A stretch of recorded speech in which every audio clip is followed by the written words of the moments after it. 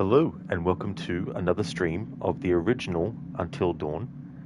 I'm continuing my music-only playthrough to celebrate the game's 10th anniversary, continuing it into October.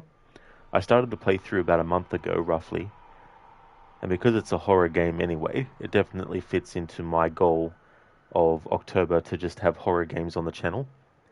And so we're continuing the playthrough. I've done one pass-through, and what I mean by this is I've started the game from scratch and I've gotten the outcome where they all die, and I've covered the music along the way.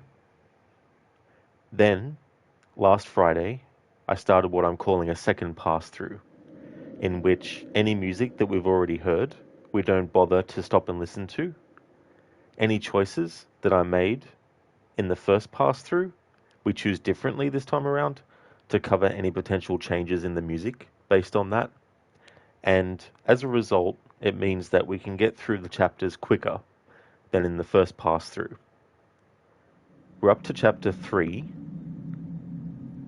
I've already got like a mapped out list of what choices I made last time and which choices I need to make this time. There might be some variations because choosing differently can also bring up different dialogue choices that I didn't have the option of before. So there's also that too as well. So we'll see if we can get everything else done in this stream, but if not, I've still got the rest of October. Hey there, Anmita. I'm doing well, thank you, dude. How's things with you? Hey there, Ifriet. Welcome to you. I'm still getting used to having to use the mobile phone and the PlayStation for so much stuff. I finally managed to work out how to get to my Twitch dashboard without having it automatically open up the mobile Twitch app.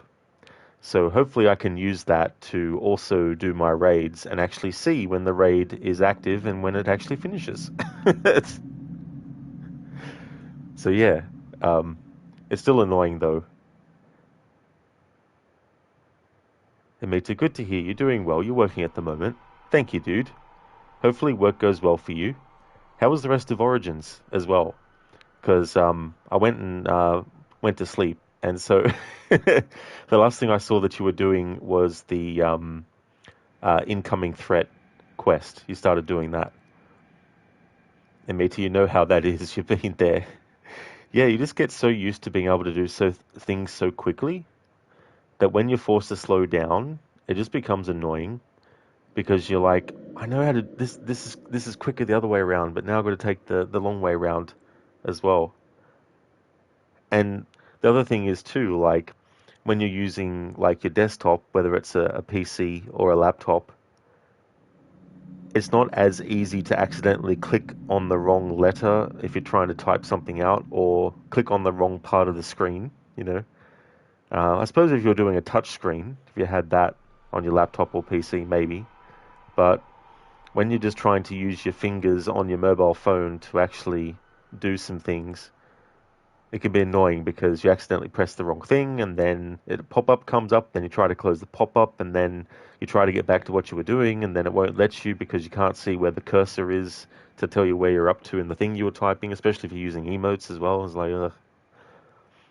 Emita, thanks. No worries, it went well. You defogged the rest of the map and started doing side quests in Cyrene. Very nice, dude. That's great progress. So much stuff in Cyrene even as well. But that's really cool.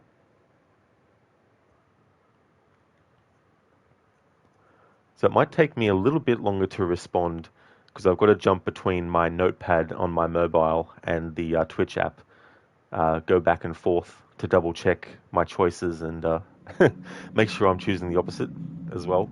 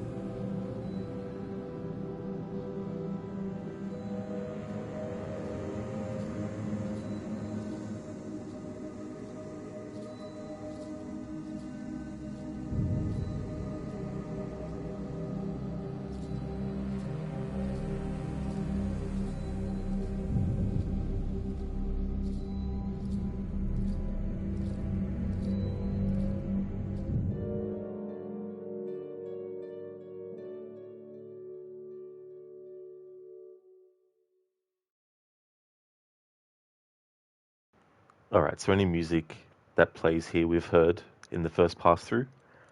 In Meta, yeah, the plan is to complete all side quests next week and then complete the main story, then you can do the DLCs. Very nice, dude, that's cool. That's awesome that you're doing the DLCs as well. They're so good. In Meta, true, using your phone to manage your stream isn't that easy. It definitely isn't, that's for sure. So cumbersome.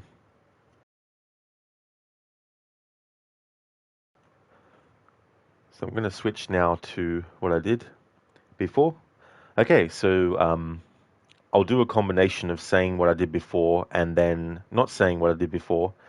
Any choices that you see me make, just assume that the opposite that I'm not choosing is what I chose last time. So in this example, last time I chose serious, so now I'm going to choose flippant.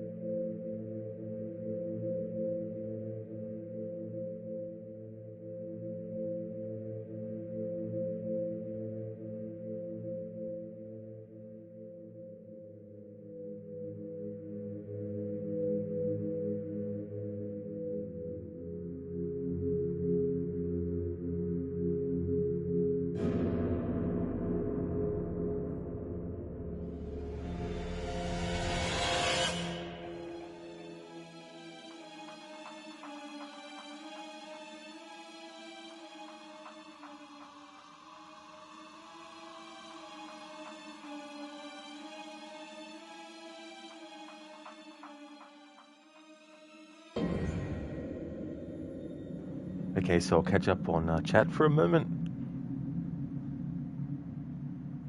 Hello, Spectrum. Hello there to you. Welcome on in. It's going pretty good. Doing more of this music-only playthrough. How's things with you? It means that sometimes instead of minimizing the stream, you close it, and then when you open it again, you have probably missed some messages.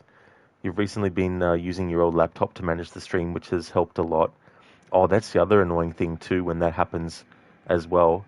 And it's good that they've got the thing now where you can at least see some of the previous messages pretty far up into chat history, which can definitely help a lot too as well. But that's cool that you got an old laptop that you can make use of. That would definitely help a lot.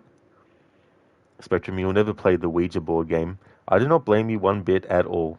It's one of those things where even if it's not something that actually works in that way, it's still not something I think to mess with, even if you think you know what you're doing. Hey there, Keone. Welcome on in. Happy Friday to you as well. Muchly appreciated. Spectrum, that jump start got me. It got me too, actually, because I was in the middle of doing something on my phone to switch between my notepad with the choices I made in the first pass through for this playthrough. I'm like, oh shit. Going pretty well, Spectrum? Well, I hope you end up having a great Friday today and a weekend as well.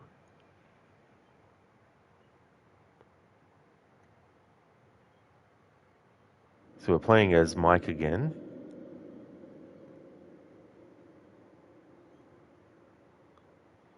So I can now scroll up a bit in my notepad.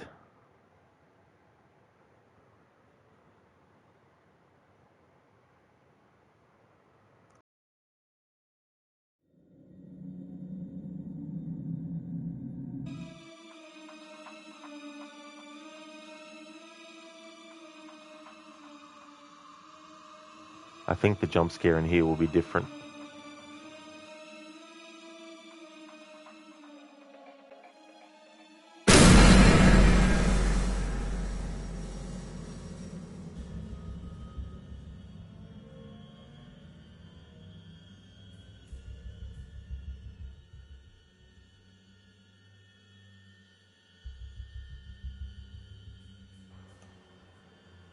I think the thing that's in there changes depending on certain things. Alright, so this music we've heard before. I just need to reunite with Jess and then make different choices at that point.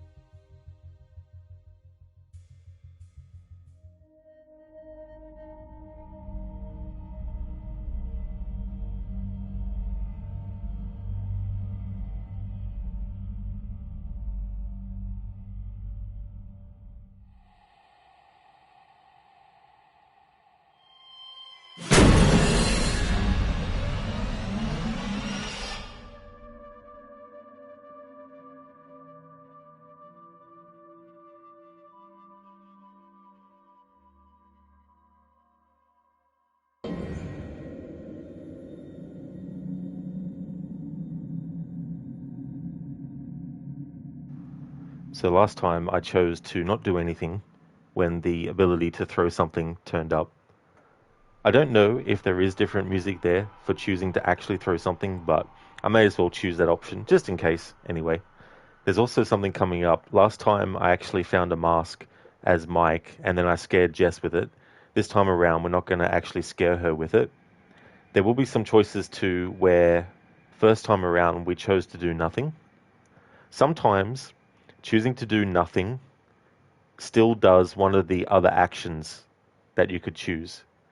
So, for example, if you have a door on your left side and then you have a rock on your right side, if you were to choose to go towards the rock, or if you chose to do nothing, then the character might automatically go to the rock anyway. So sometimes there's choices like that as well. So I've kept track of which ones were like ones where I did nothing, and tried to see if the action of doing nothing matched one of the other options and that kind of stuff. And the goal really with this second pass through is to make sure that everyone survives. Whereas last time, it was to make sure that everyone died.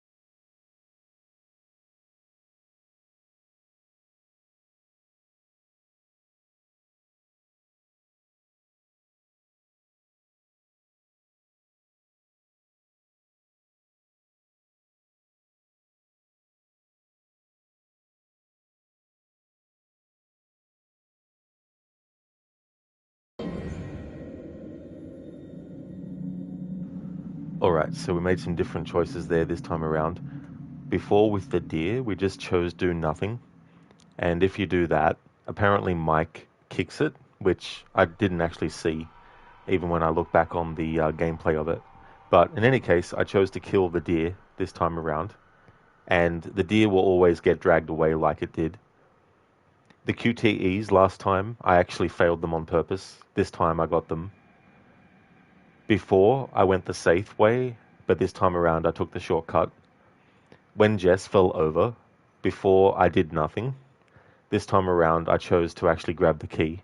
It was actually very close there because for a split second, it took me a moment to realize that I had to hold the control stick down to choose the grab key option. And for a moment, when he ran towards Jess, I thought that I accidentally chose the option to go towards her instead, which would have been fine, but the one I wanted to go with was grab for the key. And so now they're safely in this cabin. For now.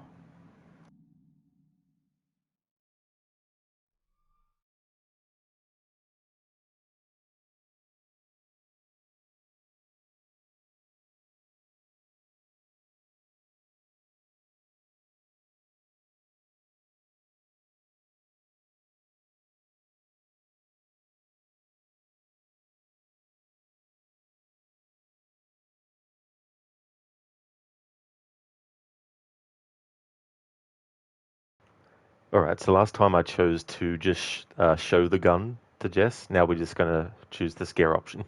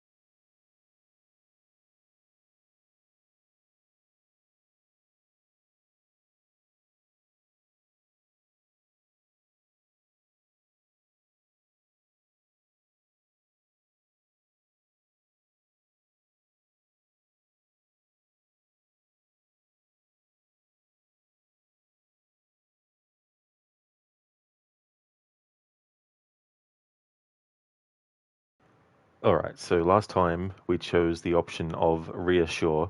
This time we're going to choose the option of seduce, and then there'll be an option between reassuring and dismissive. And I chose reassuring for that choice, but this time around we're going to choose dismissive.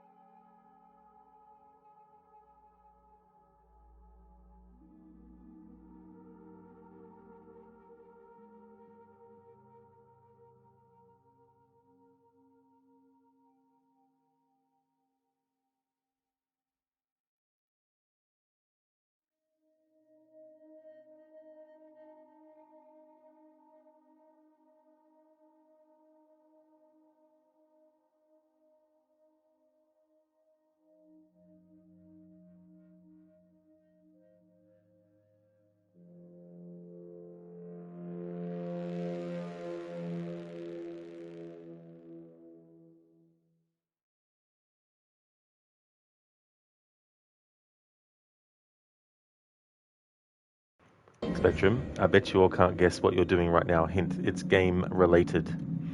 Um, is it something to do with Minecraft or something?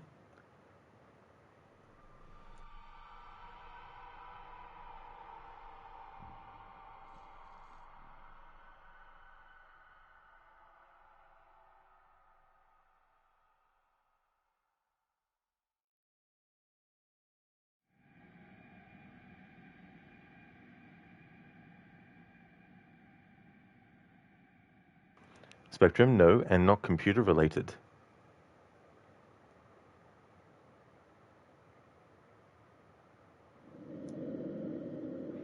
Are you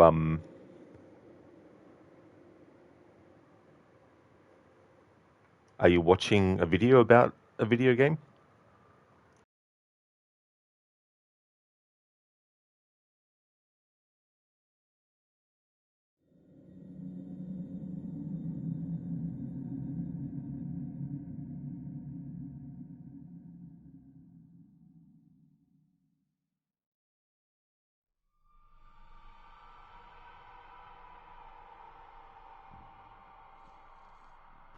Spectrum, nope, it's hands-on.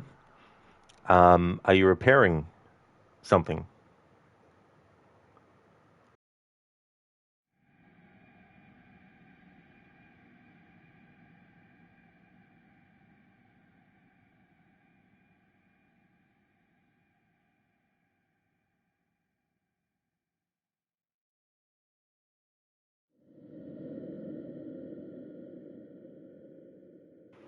Spectrum, no, but it is mechanical. Oh, I've sort of run out of things to think of, except things like Lego or Technics or something that has some kind of video game theme applied to it.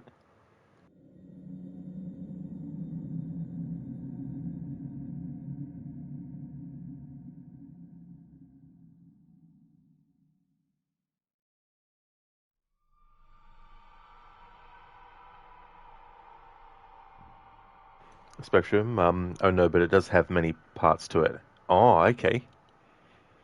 So it's game related, but it's not related to a computer. It's hands-on, mechanical, and has many parts as well.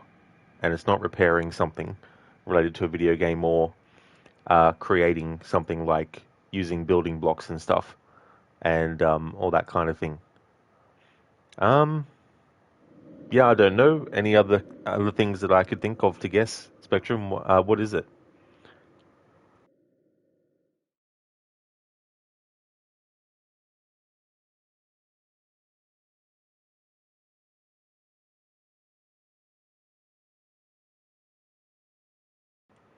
Spectrum, you're creating something, building it. Oh yes, so building it like from scratch and stuff. Is it something to do with the aviary that you have?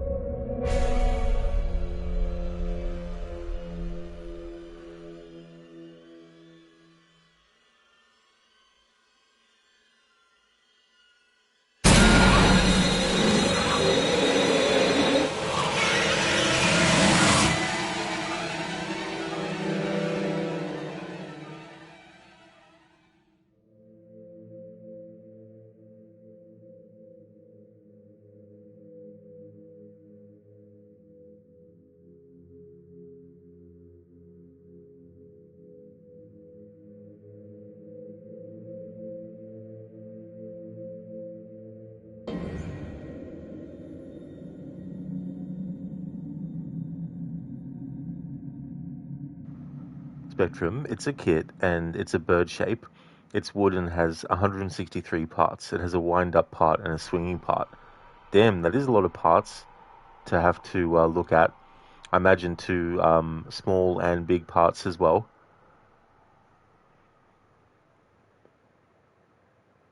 So is it kind of like the only other thing that I can think of is like that game what was it called? Flappy Bird or something? or Angry Birds as well? I know they're two separate ones. Um, is it something related to like that?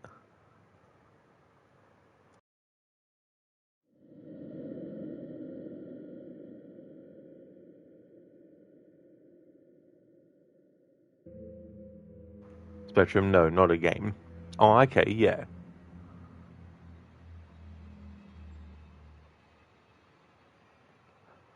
There's a threatening message that can be found. Last time I chose for Chris not to reveal what was on it to Ashley, but this time around we'll show her what it is.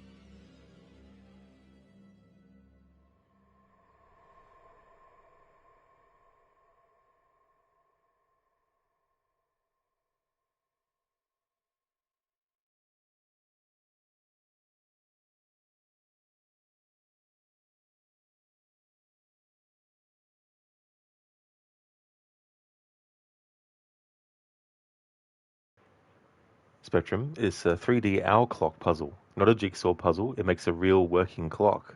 Oh, that's very cool. That's awesome. So a 3D owl clock. Cool. In Alan Wake 1 yesterday, there's a lot of motifs of owls. Keone, you beat Resident Evil 1 last night, starting OG Resident Evil 2 tonight. Oh, that's awesome. That's great that you played the original Resident Evil 1 and completed it too, as well. Who did you play as first? Did you play as Chris or Jill? I remember the first time I played that game, I played as Jill. I had actually played Resident Evil 3 first, so by the time I got to Resident Evil 1, I was actually playing them in reverse order. So Resident Evil 3, when it came out, was my first game, and then I played RE2 and then 1. And so even though I knew what was going to happen, I still enjoyed the experience. And I chose Jill first because I was familiar with her from Resident Evil 3. Oh, nice, Keone. Yeah, so you chose Chris? Cool. Yeah, that scenario can be tough too, as well, with not as many inventory spaces and also various differences as well. Certain doors that are not locked for Jill are locked for Chris and vice versa and stuff. That's really cool.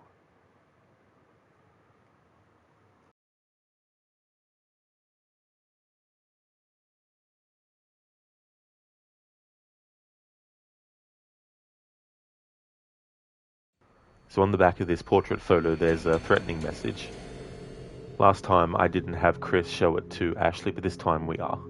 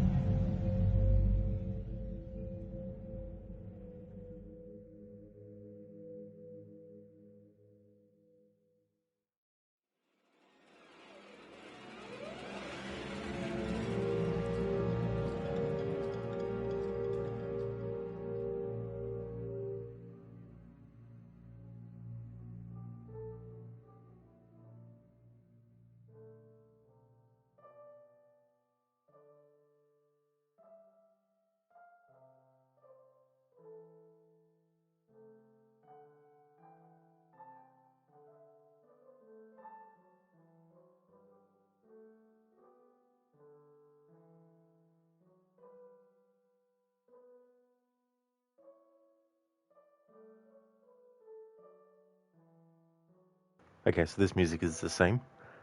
Keone, X gonna give it to you tonight. Emitter, you still need to play Resident Evil 0, 1, 5, and 6. Oh, nice, Emitter, that's good. Yeah, Resident Evil 0, I've only played once. I thought it was interesting, especially doing something that takes place so close to the events of Resident Evil 1. Resident Evil 5, that one I really like a lot, even though it's more action. And 6, I don't like as much, but it's still one of those games where there's certain things about it that I enjoy as well. But that'll be cool to see you play those in Meta and see what you think about them. Keone, Resident Evil 0 and Code Veronica you want to play? Oh, yeah.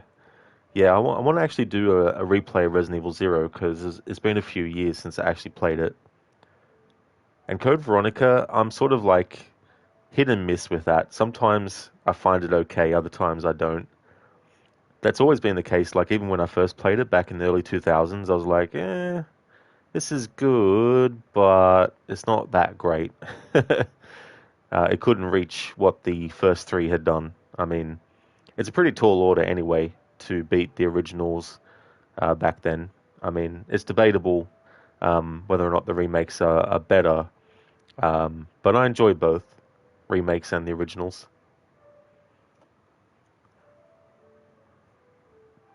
The main thing that I'm just going to do different in this scenario is choose every single option that's on the right of the screen, because last time I chose every single option that was on the left of the screen.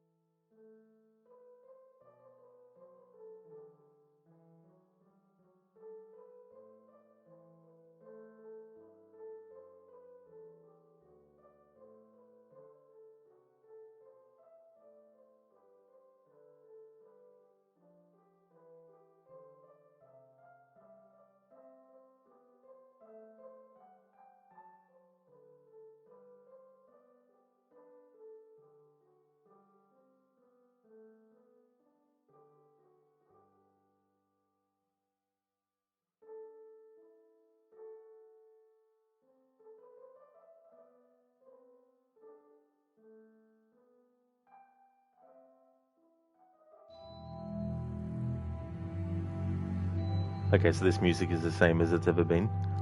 So now we've got chapter 4, and the last time I did a playthrough of this for my run through, I basically had Mike fail all the QTEs and take all the slow paths, which ensured that Jess died. But in this pass through, I want to do the opposite.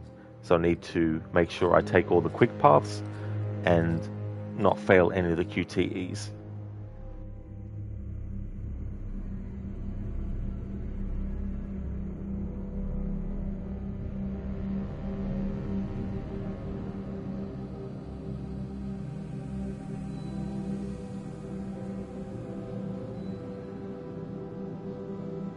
Hey there, Not Fry. Welcome. How's things? How's your Friday going?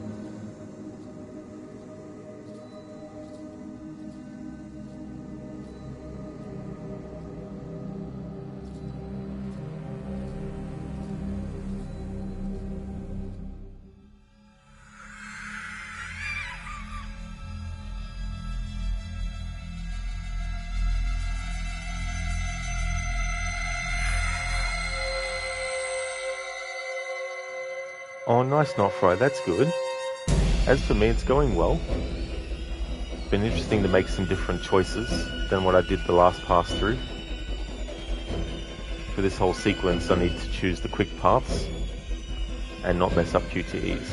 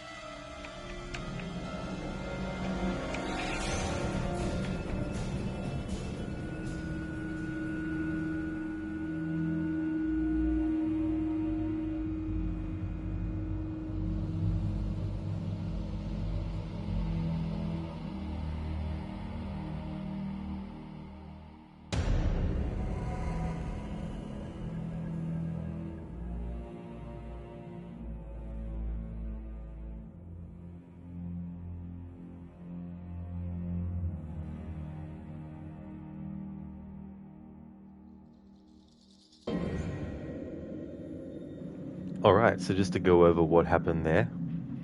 In that chase, for Mike to get to Jess, when I said that I needed to get all the QTEs and not miss any, I did miss one, but when we got to Jess, if Jess's lower jaw is actually broken and removed, then that means that she's dead, of course. However, if you get to Jess and she sits up a bit, and then when you go to grab her, she falls down in the elevator, she'll actually survive that part. So later on, we'll actually be seeing her okay. She can still die, of course, after that point, once you start getting to that part of the story, but if you see her in the elevator and she sits up a little bit, and then you go to grab her and she falls down the elevator shaft, she's okay. She's actually not dead. So that was lucky. Actually wasn't sure because I was like, fuck, I messed up on the QT and it was the triangle versus the square. My thumb hit both. I freaking hate when that happens. I try to hover my thumb in the center of all the buttons to hopefully then be able to actually just press the right one, but sometimes I accidentally press two at the same time.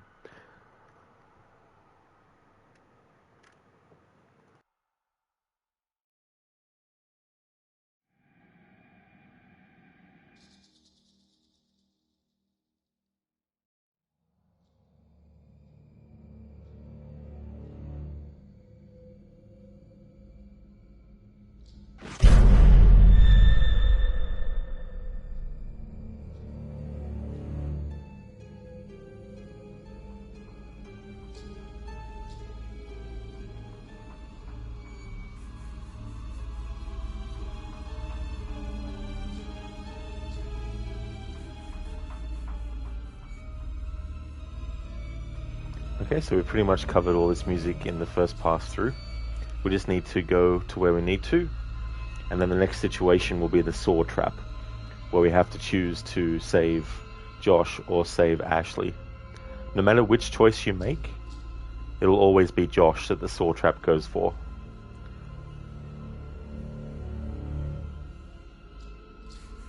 Because, spoiler alert, Josh has actually rigged it.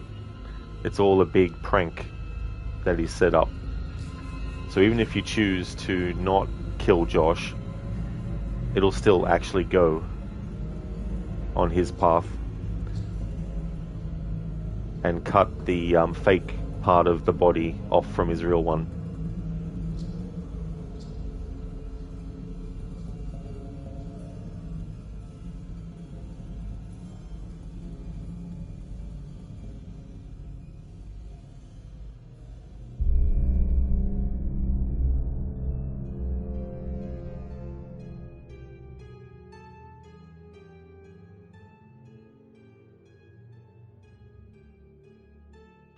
It's funny in games where sometimes you can make the character walk or run in time with the music.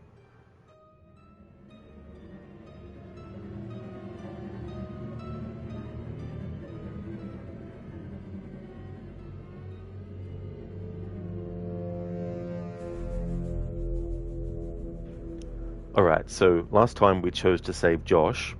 Now we're going to choose to save Ashley. And then the next part, where it is like do nothing or choose to kill Ashley or Josh, I'm going to choose Josh. But as I said, if you choose Ashley for each choice, it'll automatically go to Josh anyway, because it's supposed to.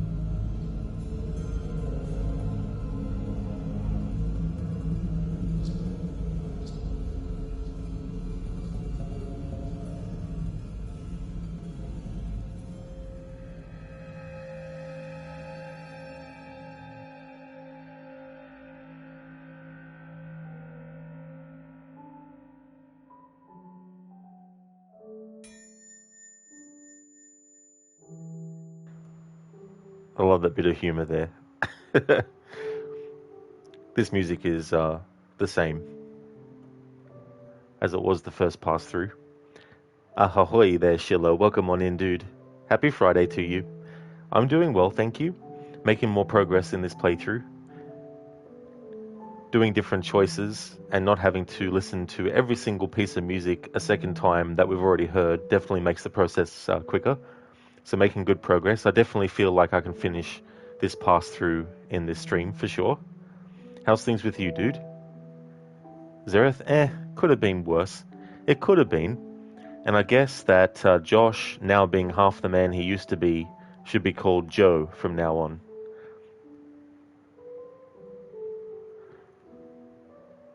It's going fine.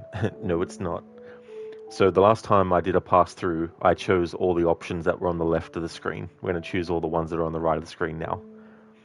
Sheila, great to hear. The second playthrough will be quicker for sure. You're good. Today is Germany's national holiday, so you can stay at home. Oh, excellent, dude. That's great. I hope that you enjoyed the day. I hope it's a great celebration as well. That's really cool that you get to have a day off and stay at home. And that is true. Yeah, it's just amazing, like if you don't look at everything as well, that can definitely make things go past. I think I'm still going to need to do a third pass through because there's some things like, for example, in my first pass through, as Chris, I chose not to shoot the squirrel, which means Sam won't get an injury on her head, which then means later on she won't get the injury reopened, and the blood of which allows her to be captured by Josh. So if you choose to shoot the squirrel, then Sam will get the cut on her head, and then later on the wound will be opened up again, and that will mean that Josh will automatically capture her. So in this pass through, I shot the squirrel as Chris, so that means that she's going to get captured early. So I'm going to have to do a third pass through and actually not get her with the cut on her head and actually make sure she doesn't get captured, just in case the area that she gets to explore has different music. Zereth, how's things? It's going fine, lol. Yeah, it's so funny too when you realize and know that it's actually Josh that's sitting here in front of Dr. Hill. It's just so funny, the facial expressions of Dr. Hill as well. Very, very exaggerated. But it helps actually make his character pretty unique. So the last time we chose all the, dialogue choices on the left side of the screen. This time we're going to choose all the ones on the right side.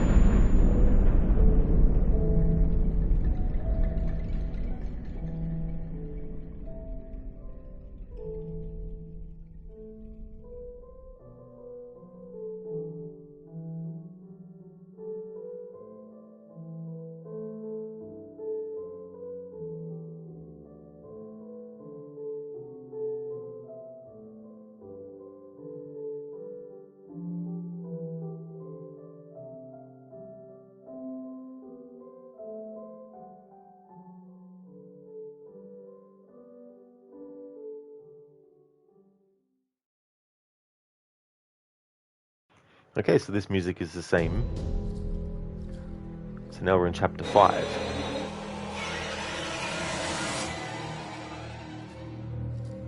Something that's annoying about using my mobile phone to switch between my notepad and the mobile Twitch app is after a while, when I switch back to the Twitch app, I have to actually go back into my own stream and then choose open the mod view, and then it'll automatically choose a tab that's not the chat tab, so then I have to choose the chat tab. It's just like, oh, just friggin' leave the fucking screen. Why can't they make it like it is on desktop when you actually just have tabs open?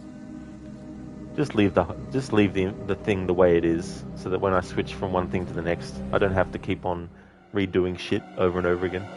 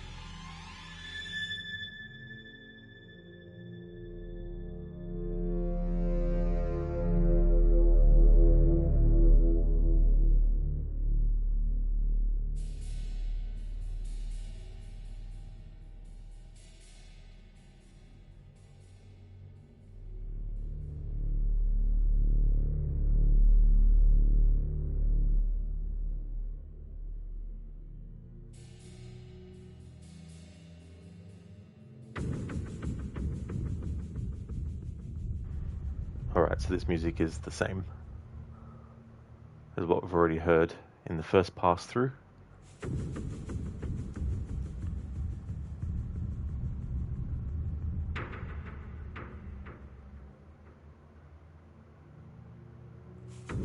There's something that I don't usually like to do when I play this game, but for the sake of testing if there's any music by doing it, Mike is going to hit the wolf.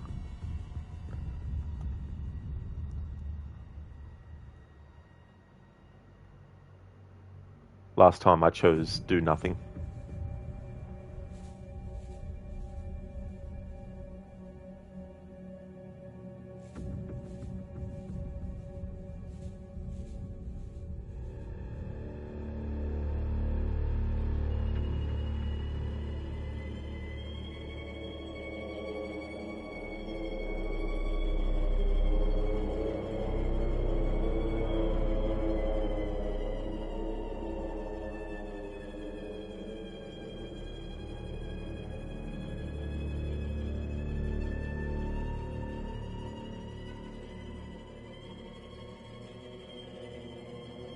Doors locked, Chief Irons would say in Resident Evil 2 Remake.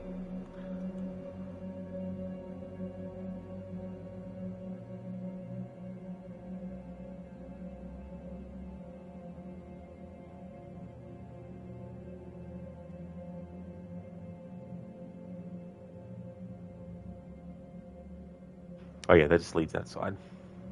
Need to go into admin.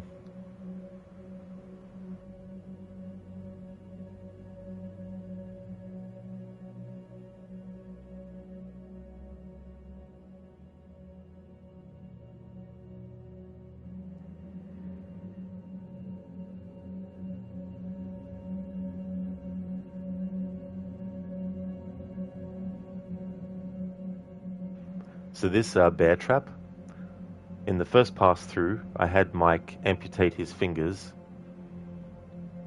You can actually avoid it completely by not interacting with it at all. But for this pass through, I want to interact with it, but this time use the machete to get his fingers out of it. You have to do it a few times, and it means losing the machete, but I want to do it for this pass through.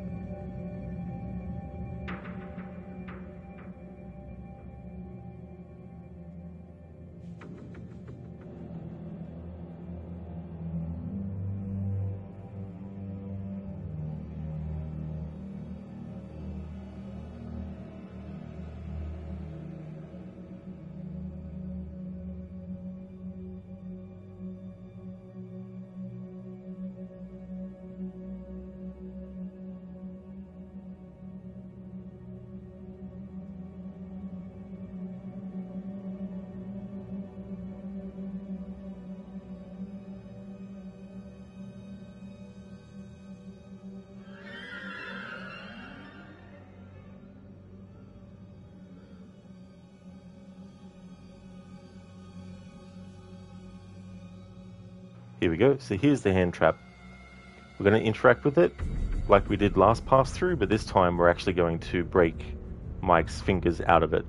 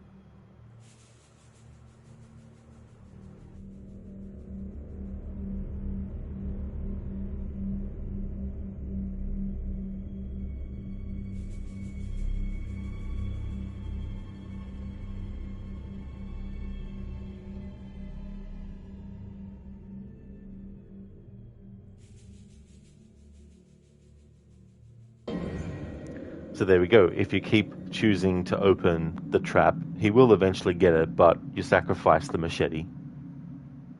I like how Mike is like, oh, thank God, thank God. And it's like, my name's Rod, not God.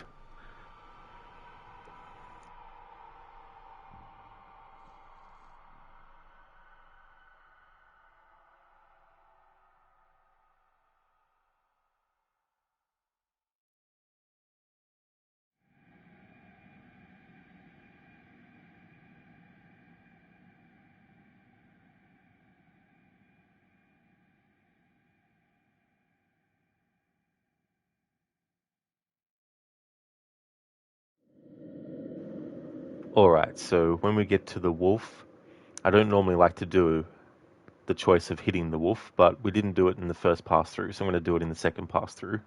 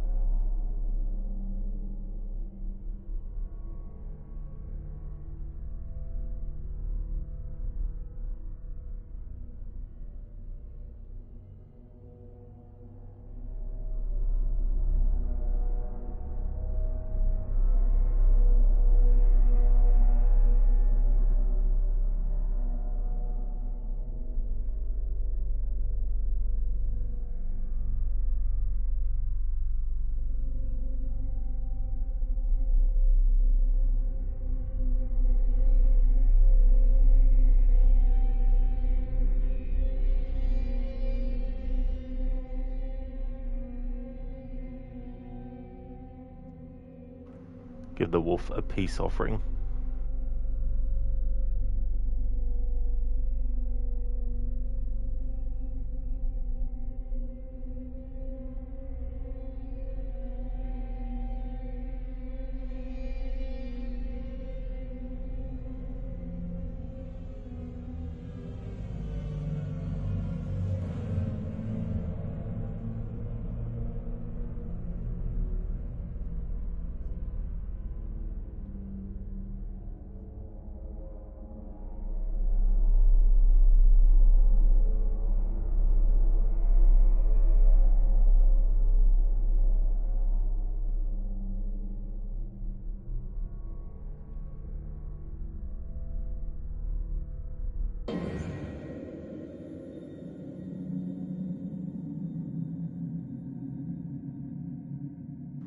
Not fry. Oh, thank Rod. Yeah. Yeah, Mike. It's like I was the one that making the choices. I could have easily made you cut your fingers off. Sheila, go, Wolfie, go. Absolutely. I'm surprised that it doesn't actually bite you if you hit it, you know. But yeah, I don't normally like doing that option because, you know, the wolf is good. So there's nothing else different that I have to do now as Mike in this part. We just need to keep on going and do what we need to do until we get to the Matt and Emily part.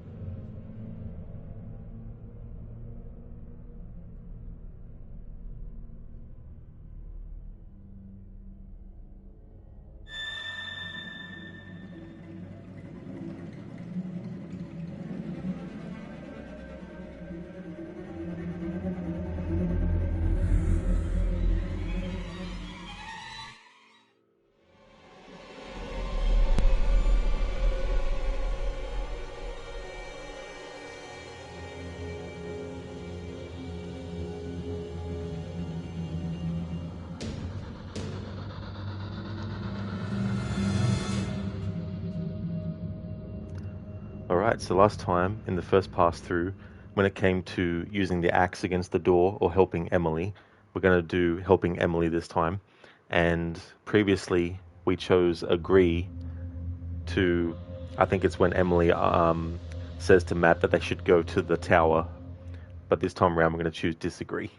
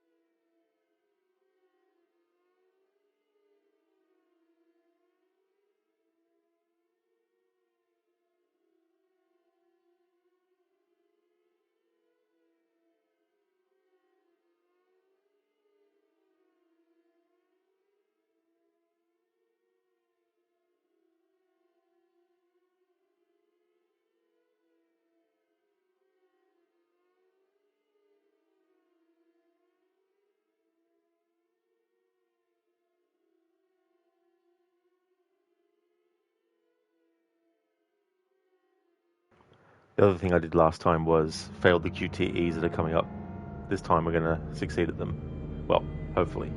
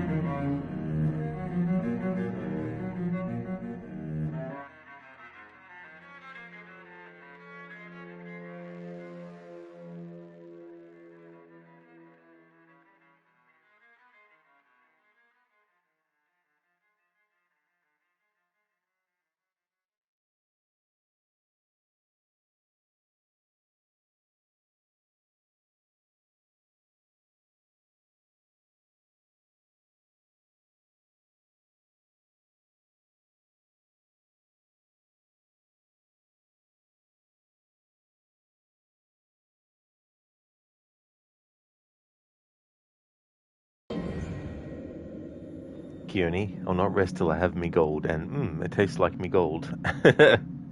From the Leprechaun movies.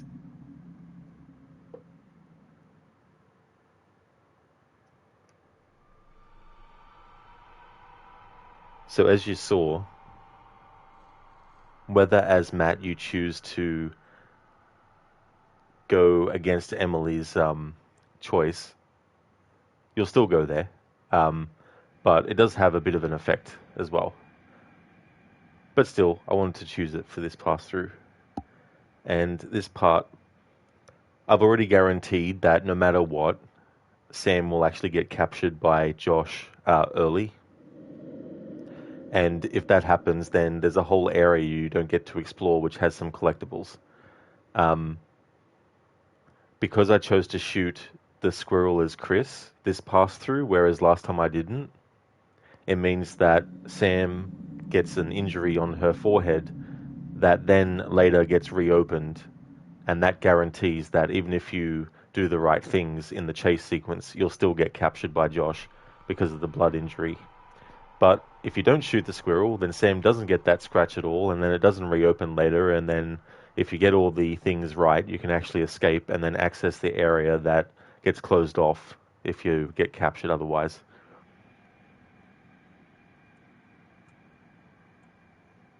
Be right back.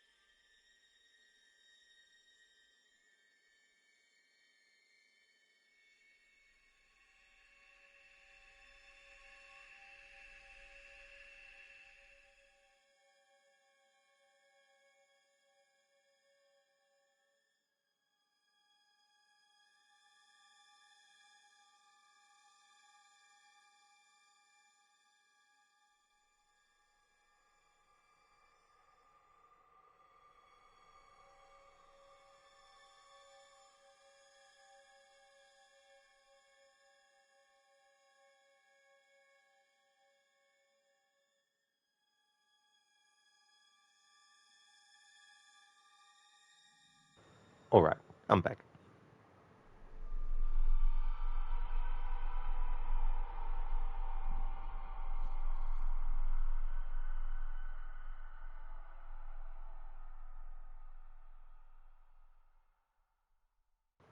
Just need to get back up to where I was in my notepad about what choices I made previously. There we go. So even though we're guaranteed that Sam will get captured earlier in this sequence, I still want to try and do everything I can to show what happens when you've shot the squirrel as Chris at the start of the story, and then you see the injury that Sam has. I want to show all that and show how that actually makes Josh aware of the character.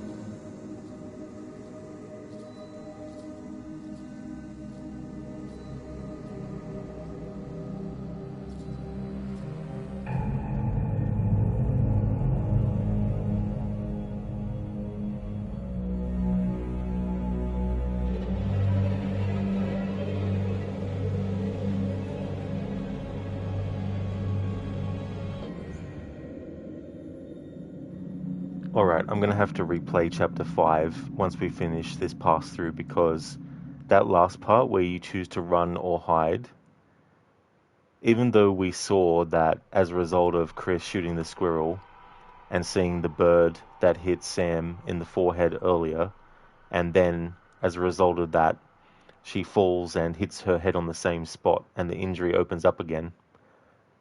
Even though I got to show that this time, I didn't actually get to show what happens with the wound in relation to how Josh manages to get you when the wound is opened again. So I need to choose hide instead. So that's going to have to be one that I don't restart the game from the entire start to get. So once we finish this pass through, I'll just basically replay chapter 5 to just show that part and choose hide this time around, and then that'll be the second pass through done. It means more work, but at least I don't have to start the game all the way from the start again to show what I want to show. Now these choices as Matt and Emily. So last time I chose calm in this dialogue choice. This time I'm going to choose rebuke. Last time when we got the flare gun and we had the choice of Emily giving the flare gun to Matt or keeping it for herself, last pass through we actually kept it for Emily. And sorry, we gave it to Matt last time and he used it straight away, which when he actually gets attacked by the Wendigo, it doesn't give him any way to defend himself and survive that encounter.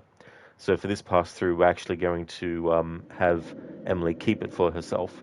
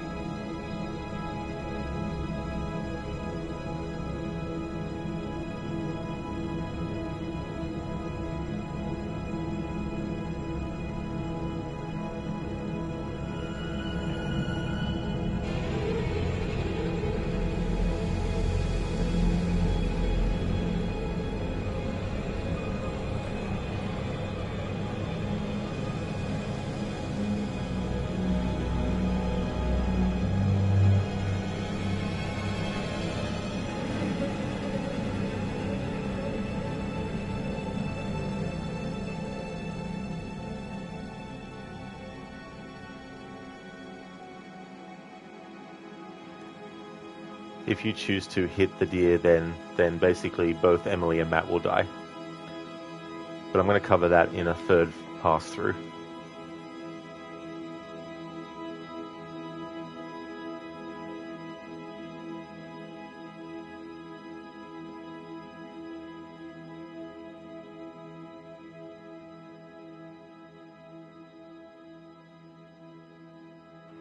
I mean, technically, when I have to replay Chapter 5 anyway, I can actually make the other choice too and show that. That'll actually work better then.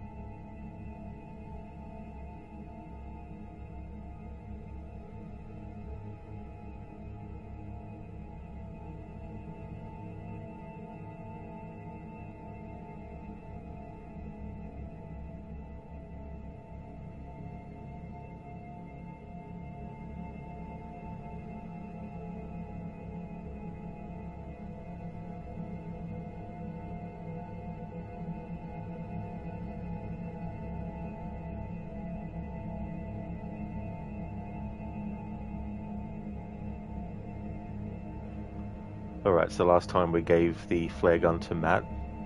If you do, he uses it straight away, and then later when he gets attacked by the Wendigo, he won't be able to pull out the flare gun to use it. So we keep it.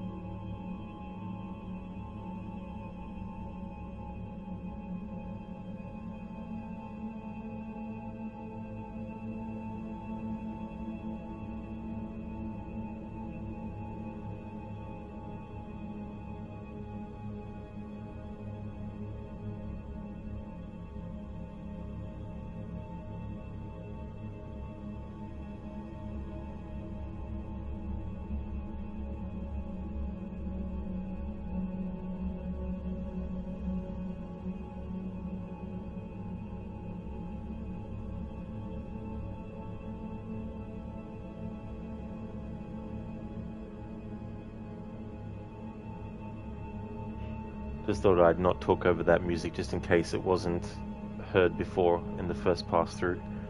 But yeah,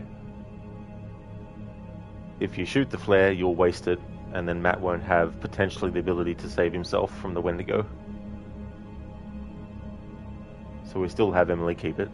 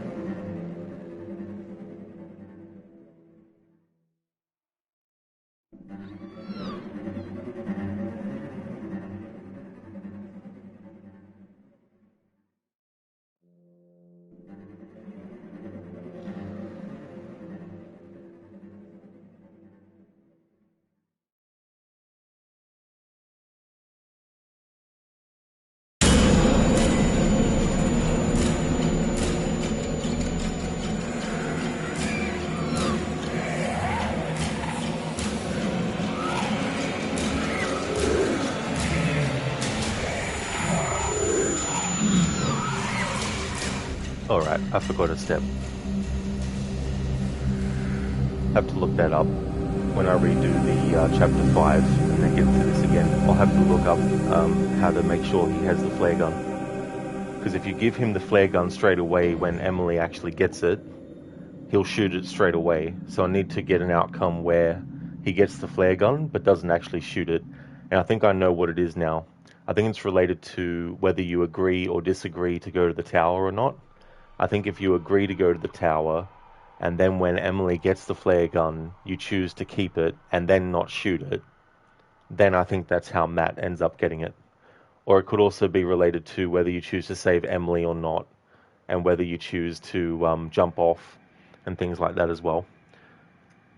So that's something I'll have to do when I restart from chapter 5.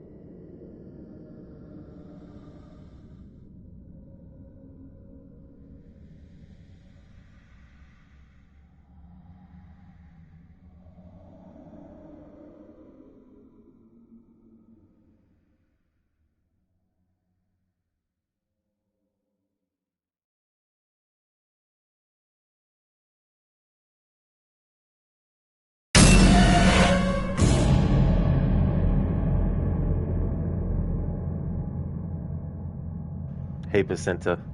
That's on purpose. This is a music only playthrough to celebrate the game's 10th anniversary. How's things going?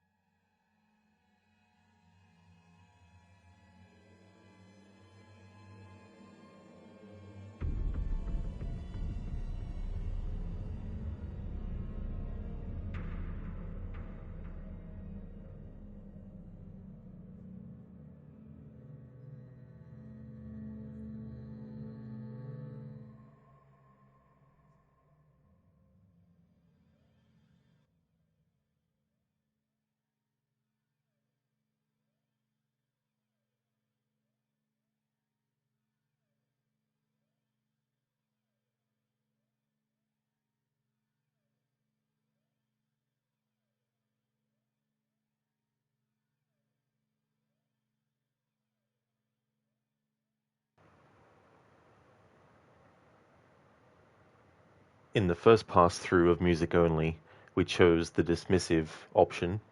So now we're going to choose the sympathetic option. With this pass through, choosing the opposite of what I chose before.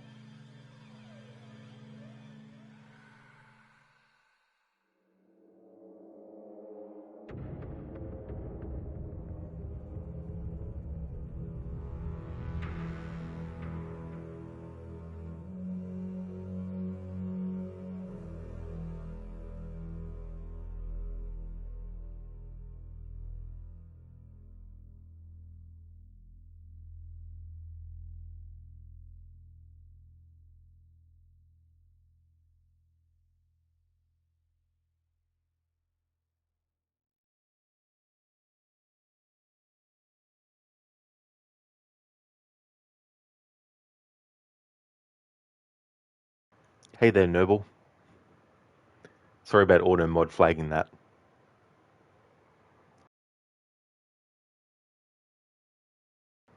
Some motherfuckers are always trying to ice skate uphill.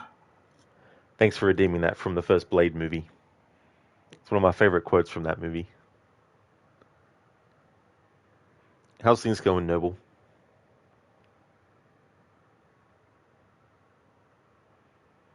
One of my other favorite quotes from that movie is when I think he's about to shoot someone or something, and then Karen, the character that is with him, stops him from doing it or something. And then I think the quote goes, oh, I said it the other day actually. No, I fucking forgot it. I hate when that shit happens.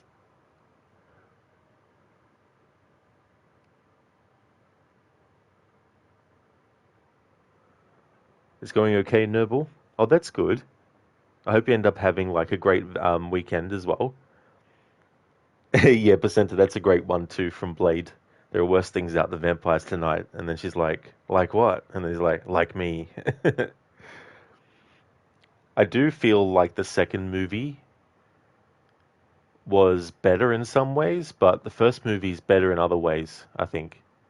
The CG in both movies is pretty like, I mean, it's early 2000, late 90s for the first movie and early 2000s for the second movie.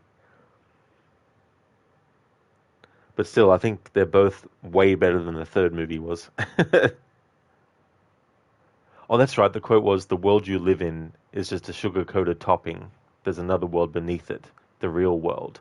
And if you want to survive, you need to learn to pull the trigger," or something like that. Hey there, Cody. Good morning. How's things? You started adjusting your sound until you saw music only. That's fair enough, Cody, for sure.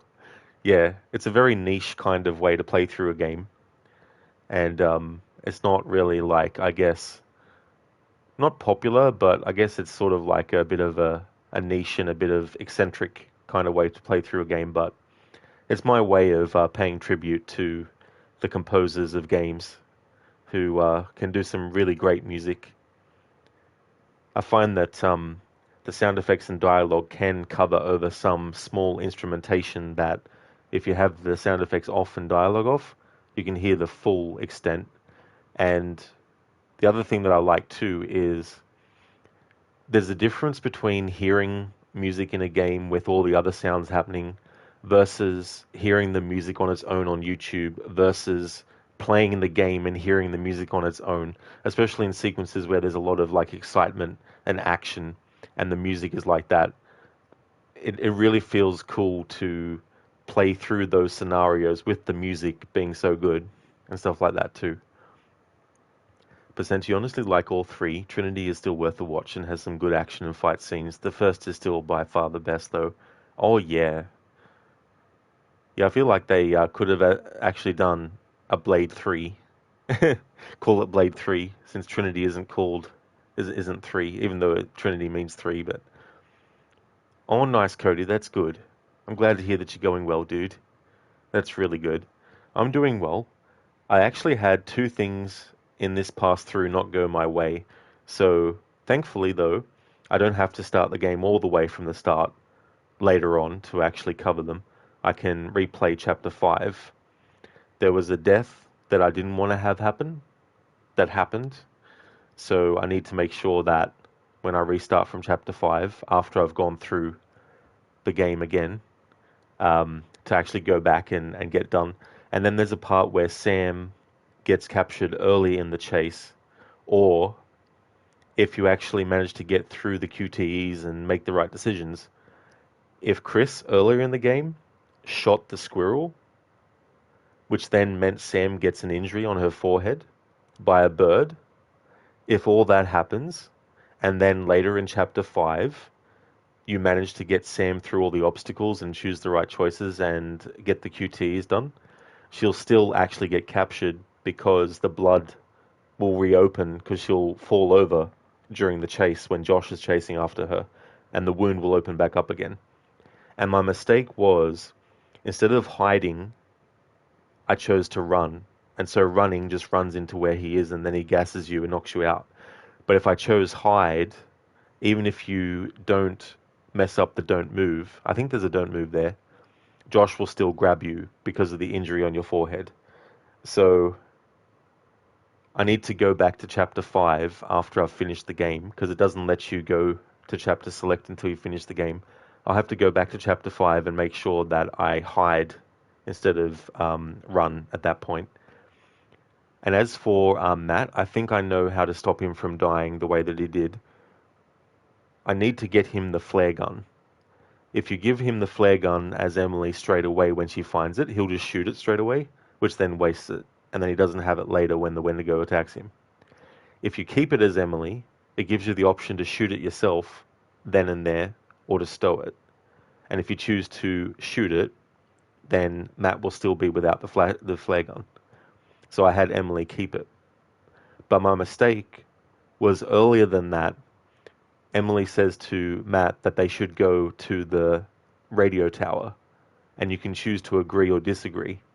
And I'm pretty sure that choosing to disagree, because the first pass through I agreed, so I was doing the opposite this time around, I have to actually choose agree, because then Emily keeping the flare and not using it, not giving it to Matt and him not using it, and then saying that you agree with Emily to go to the radio tower, I think with all those choices and saving Emily the two times that you get the opportunity, then he'll get the flare gun. But I'll just reread it and double check when I get to that point again. But currently we're still in, I think it's chapter 6. Yeah, we're still in chapter 6 at the moment, but we're almost through. Last time I chose the dialogue choice of reluctant, so we're going to choose the opposite now, courageous.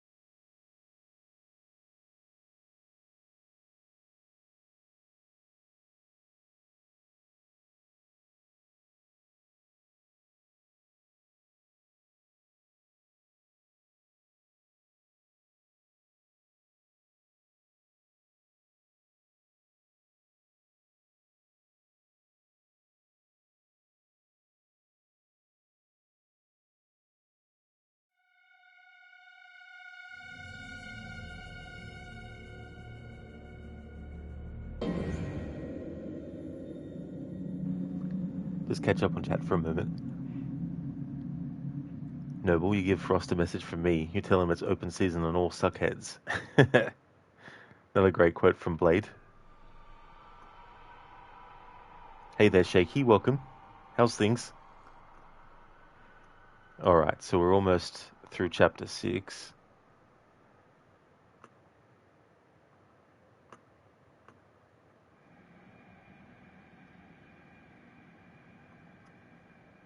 Okay, so coming up, we've got the choice of what to do when the gun choice. In my first pass through, I had Chris shoot Ashley, which doesn't kill her because the gun is full of blanks, because it's part of Josh's prank. If you chose earlier to save Josh over saving Ashley, that choice on its own will not affect whether or not Ashley kills you later on as Chris. The gun choice is the important part in the first instance.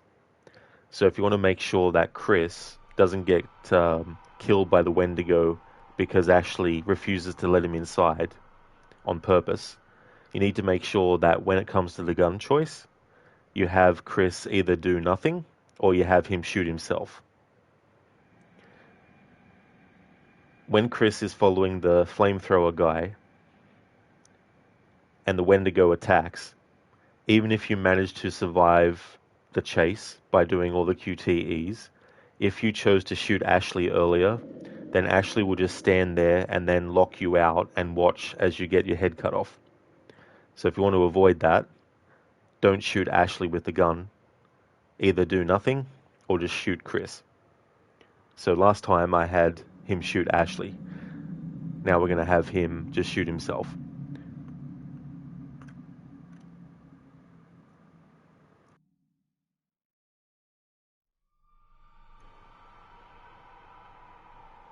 Oh, sorry, Noble. Yeah, with my mobile Twitch app having to jump back and forth, it didn't actually have it as an Arnie impression. It took that away in the chat window.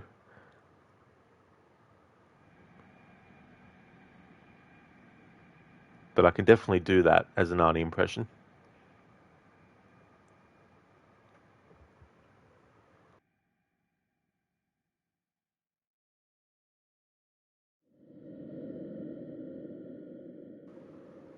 You give Frost a message from me.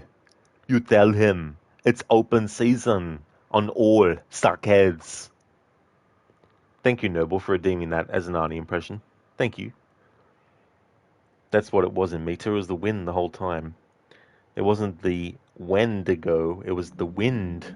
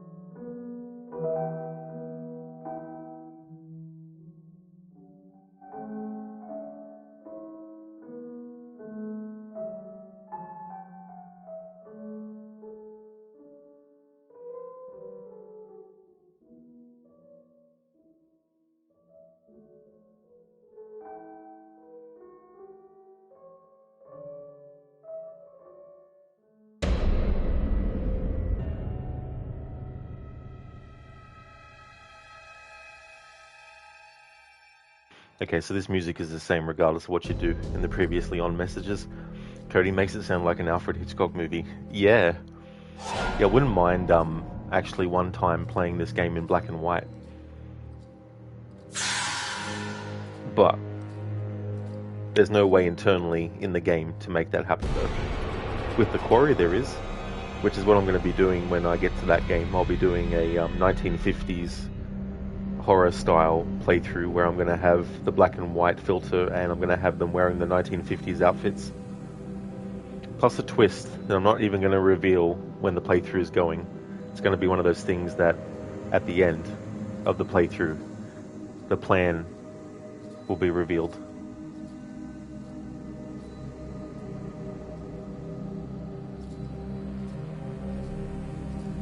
Yeah, Cody. Last year for it, I did a 1980s Final Girl playthrough where I had to make sure that the only character left was Caitlin and that all the other characters died, and I had the 80s filter on with the 80s outfits.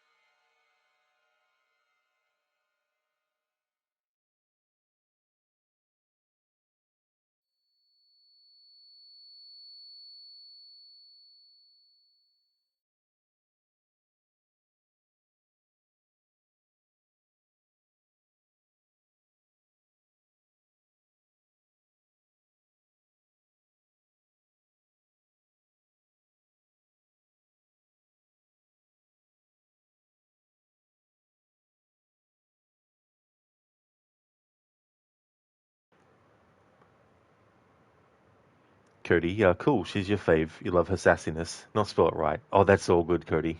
That's no worries. I knew what no, I knew what word you meant. Yeah, my favorite characters in that game are Caitlin, Dylan, and Laura.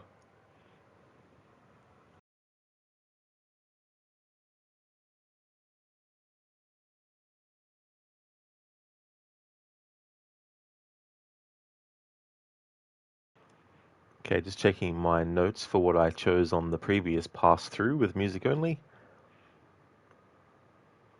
All right.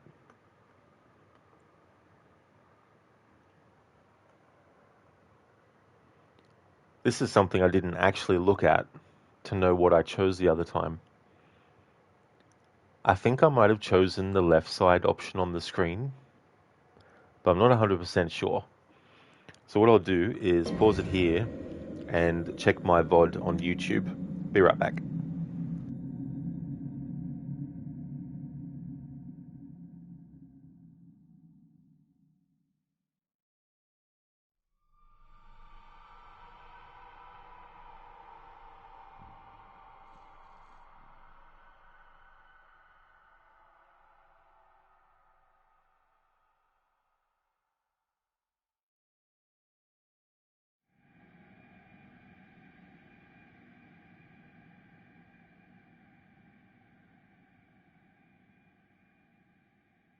Interesting, looking back at my VOD for the first pass through, the psychologist, Dr. Hill, doesn't have any blood on his forehead, whereas he did this time around. So that must be a reflection of the injury that Sam got on her head, or it could also just be symbolic of the gunshot where Chris chose to shoot himself, even though he doesn't actually die.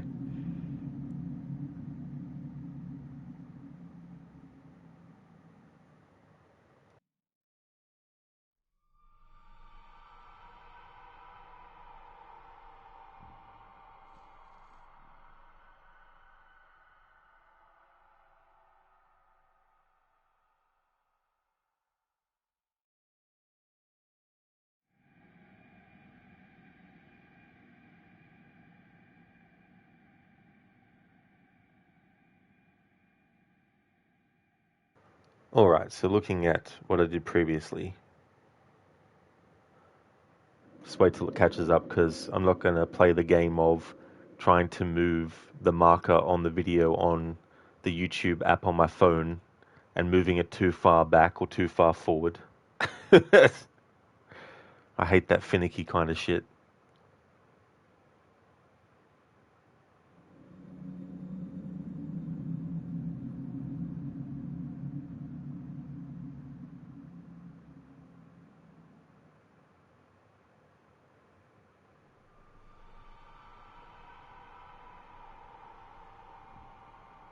Mm.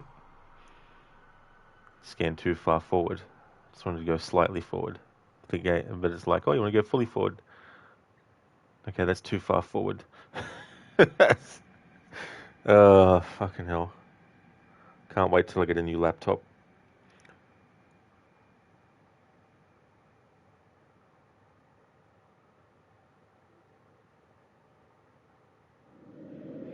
Maybe I should buy a stylus or something. So it's like a pinpoint sort of like pixel size thing. So I can make sure that I'm not accidentally moving it too far forward or back.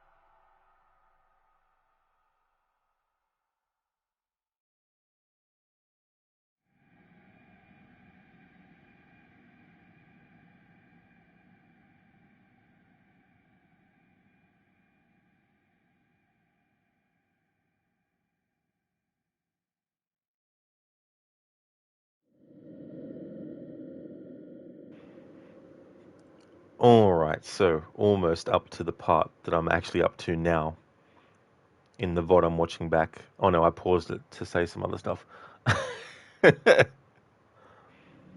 Come on past me, get on with it. I want to get to the point in the video where I made the dialogue choices that I'm now faced with to make sure that I'm choosing the opposite.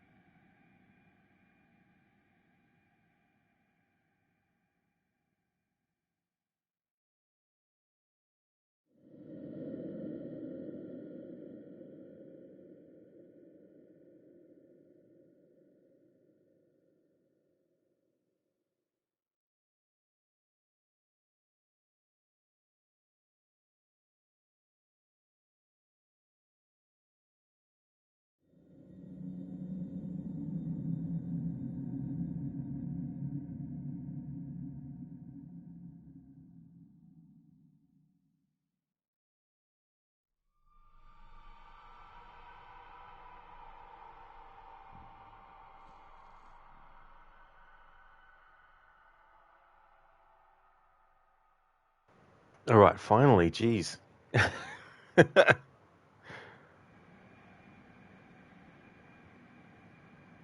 All right, here we go. Okay, now Sam is talking to Mike. All right, so I can see what I made the choice of.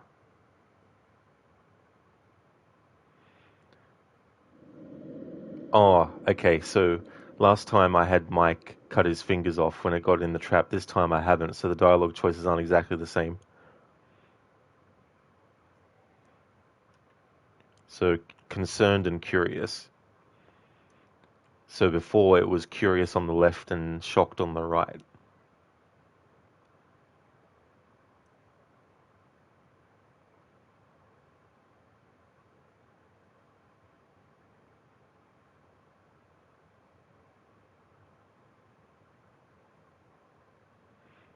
What I can do though is go for the left choice on the screen, and then I have to replay chapter 5 anyway, so I may as well keep on playing from that point on and then choose curious the next time. That'll just make it easier to keep track of.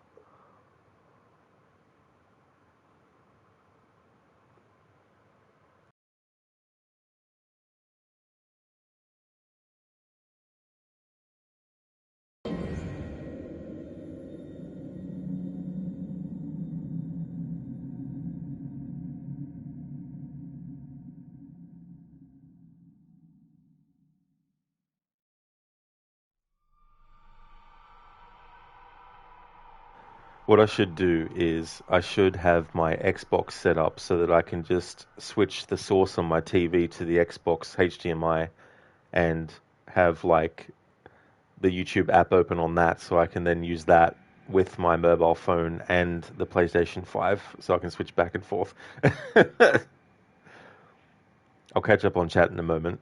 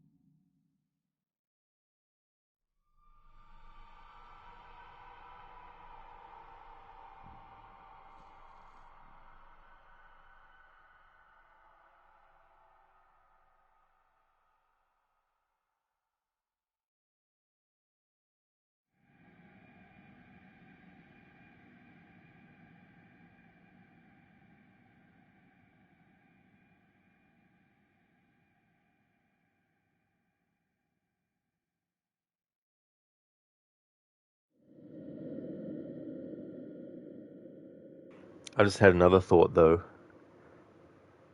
I also wanted to cover the outcome where Sam doesn't get captured by Josh too early, and then she's able to explore an area that has some collectibles in it. Because I don't know if that area actually has some music that isn't anywhere else or not.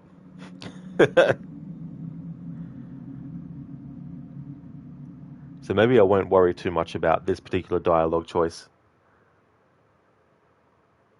I'm sure there's no unique music, whether you choose concerned or curious, between these two options.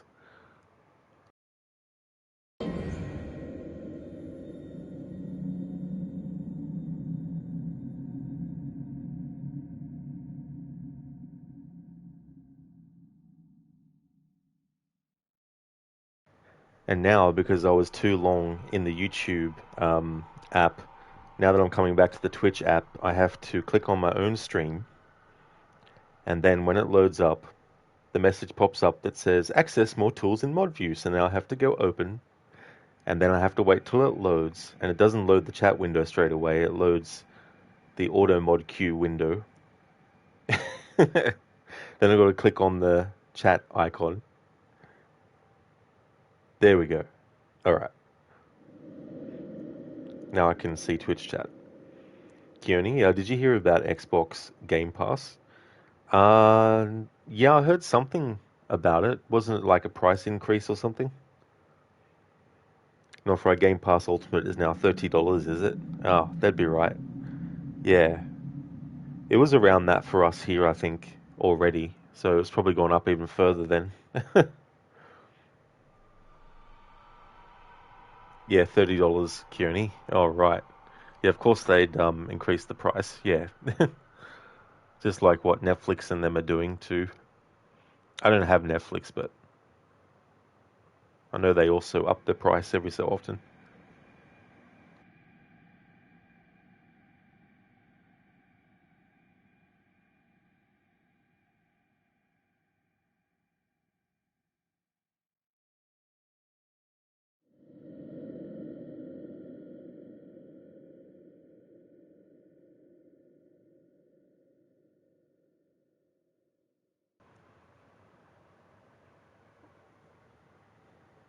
Okay, so I think we're in chapter 7 now.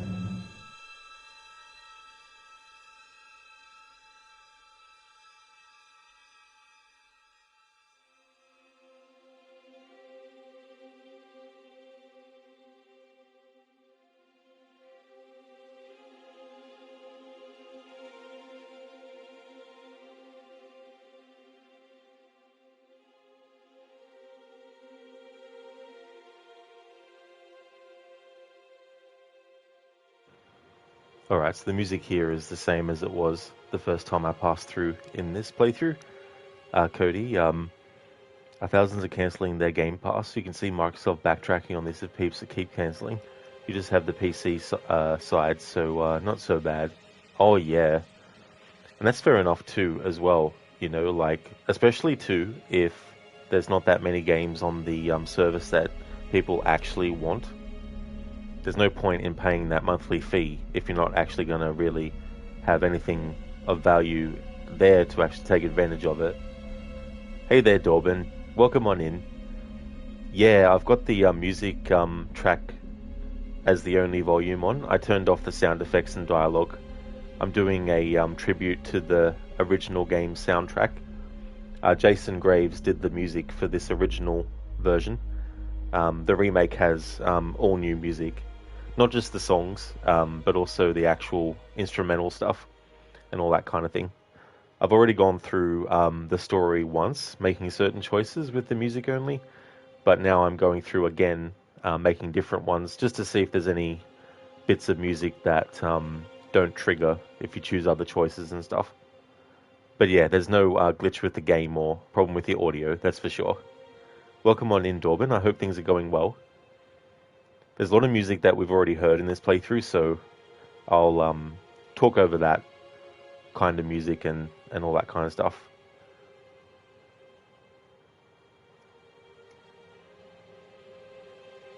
It's going to be a don't move section as Emily here at some point, so I like to not tempt fate with those things and just put the controller somewhere flat.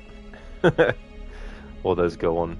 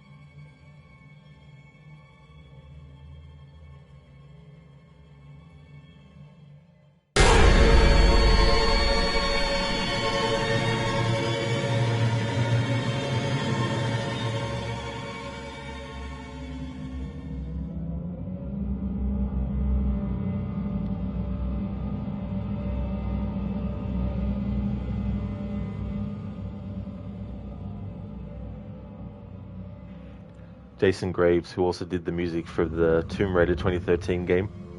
There's a lot of similarities between the two games as well. You've got a lot of cave sections, of course. You've also got a part of the story where Lara is hanging upside down. There's actually 2 points where she's hanging upside down and she has to get herself free. So we've got that with Emily hanging upside down. Then you got like a radio tower that Lara has to climb up to the top of. In this game, there's the radio tower that Emily and Matt climb to the top of, and all that kind of stuff. And of course, there's a lot of the similar instruments that he uses for that game in this game too, as well.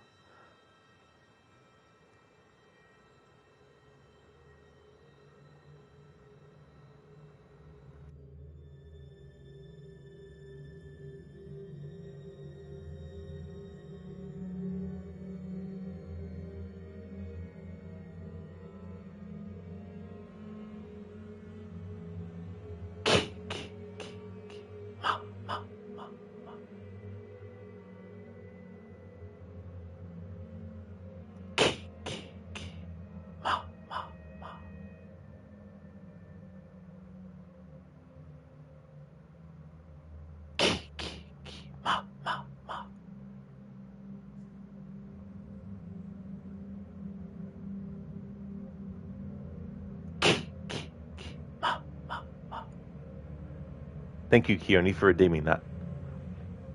Hey there, Lucinda. Good morning. Welcome. Until Dawn is going well, there's a couple of things that I need to redo, so there will be more streams of this, but one of the things I need to redo can be done again starting from Chapter 5.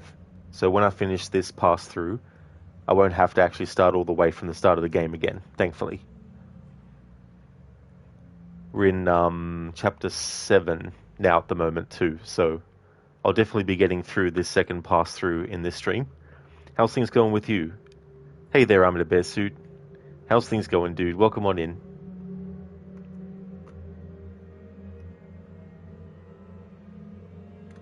How's things, dude? And Alex, welcome on in too. How's your day going today?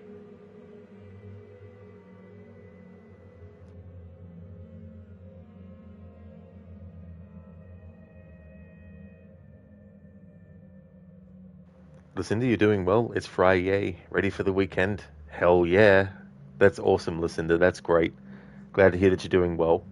It's definitely a great day of the week.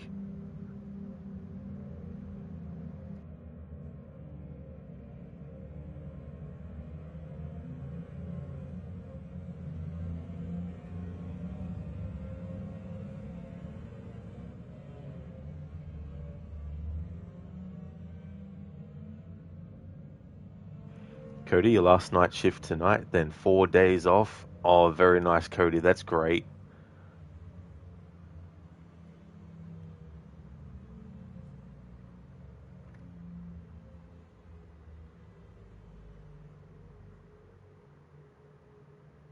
Oh, Bear Suit, how's your playthrough of Resident Evil 2 going?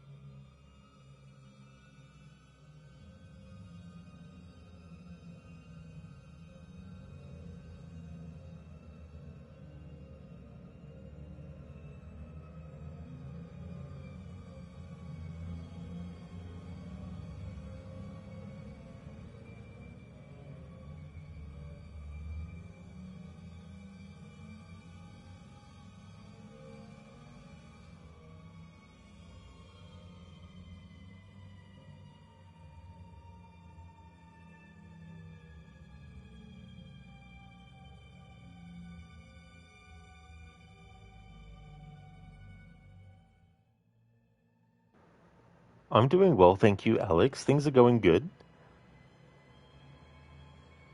I have played Resident Evil 2, yeah. Yeah, I've played both versions, the original and the remake. I like both, even though the remake obviously has, more advanced graphics and stuff. I still think for me, the original has the edge over it.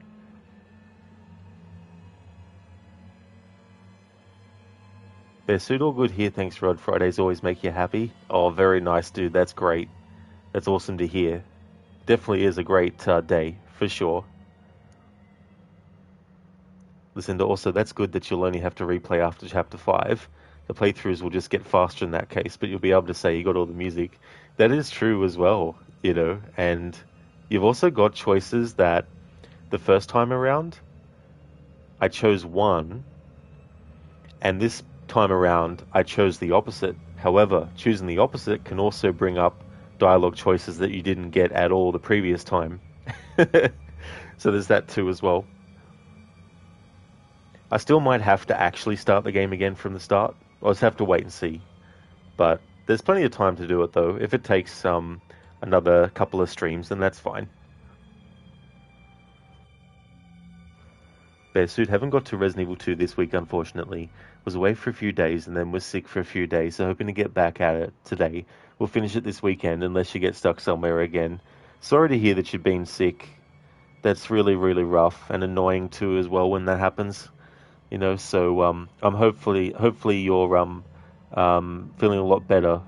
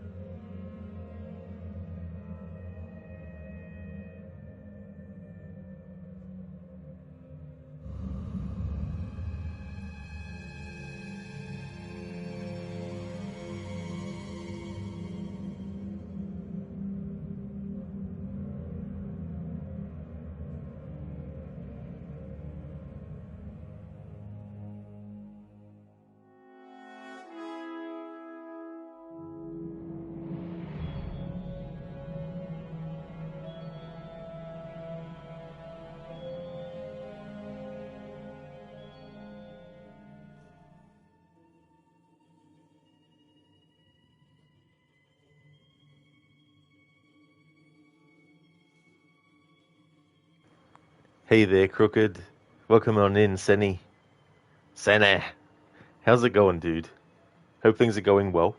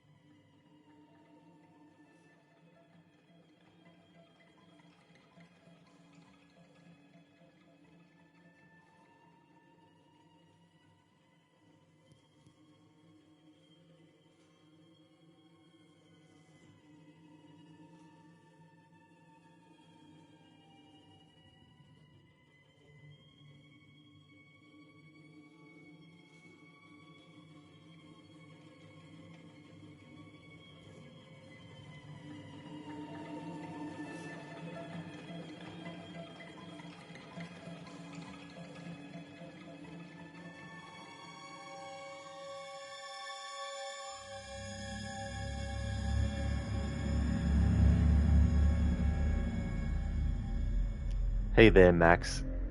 How's things going, dude?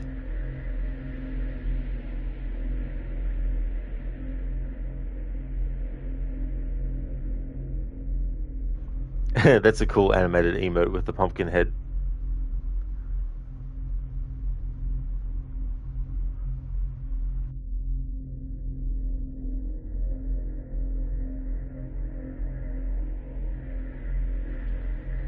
Oh, just having a great vacation in this cave where there's some wendigos running about. You know, the usual kind of thing on a Friday.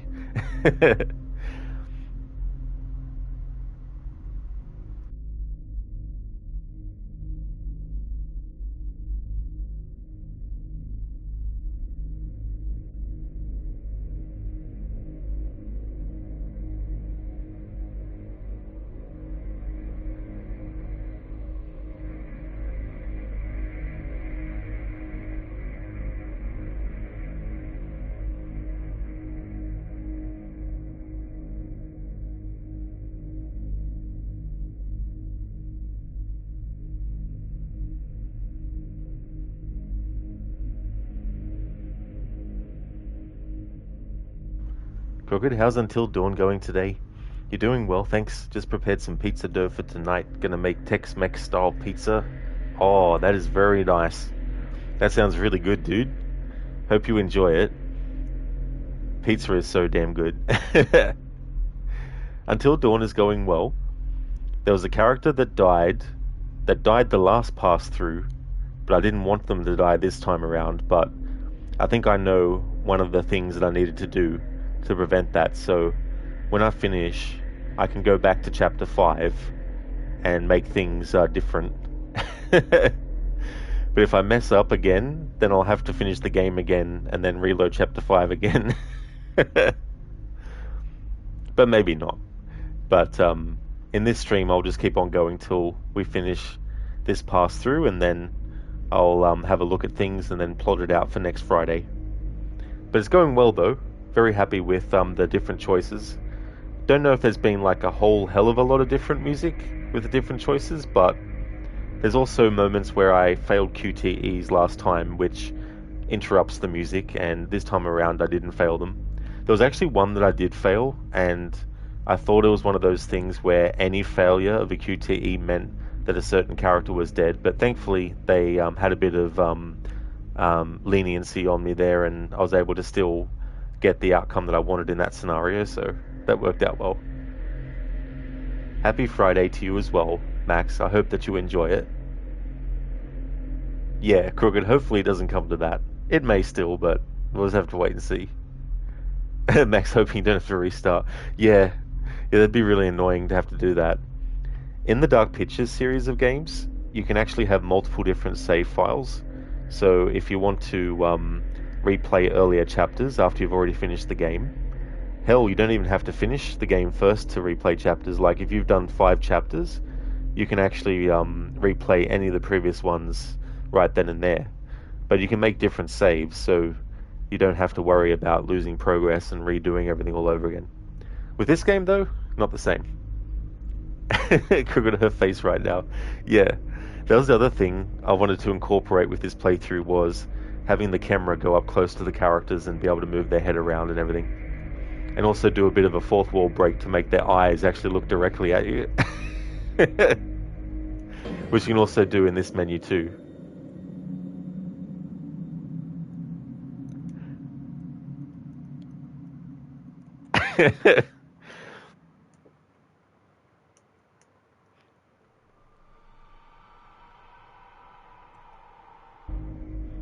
And the thing is, like, if you are near something that has a prompt that appears, and you turn the character to face the camera, it won't actually zoom in on them because the prompt is in the way.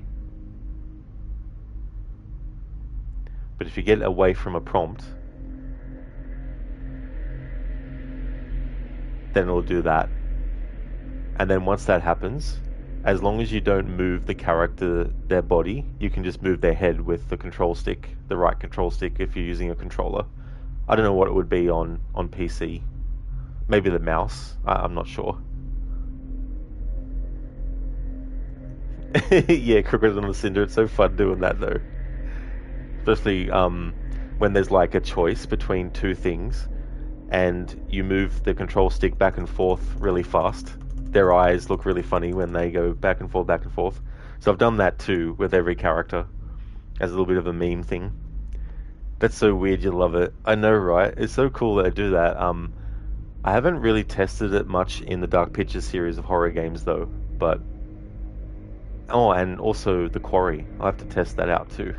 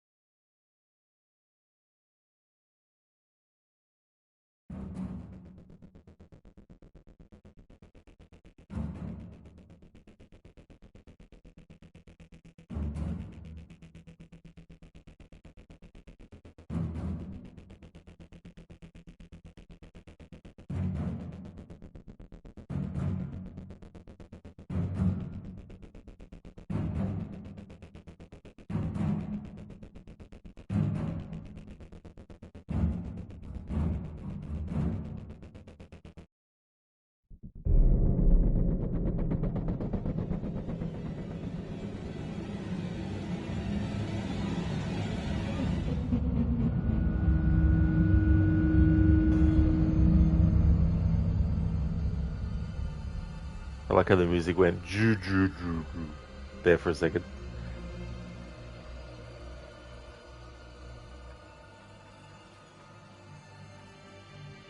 So this music we've heard before previously, so I can talk over it.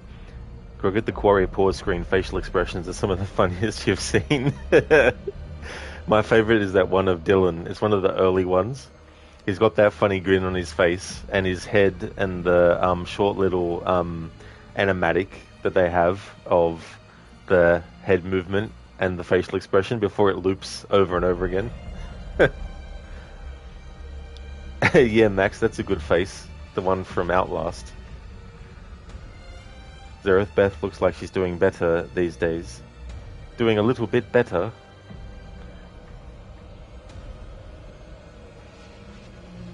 Yeah, Crooked, parkour. On the previous pass through, I had Emily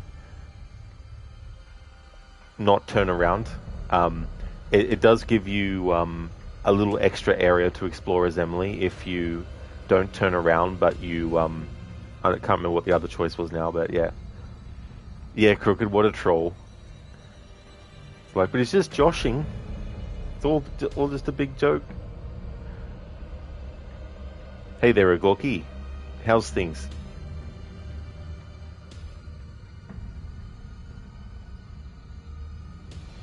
I'll show what I was talking about before when you have these choices. What happens when you move the right control stick back and forth really quick.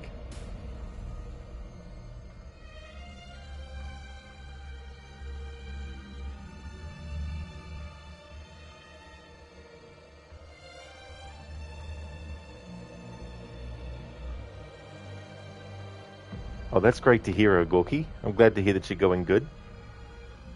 The other funny thing is, after you've done that for a while and you let go, the character looks directly at the camera as if to say, "What the fuck, player? What the hell are you doing?"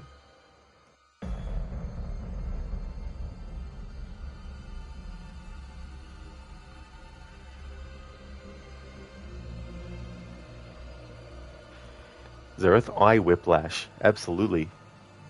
Especially if an eyelash gets involved too. So for the first pass through, I chose Scold. We'll choose Dismiss. So everything that I'm going to choose is pretty much the opposite of what I chose last time.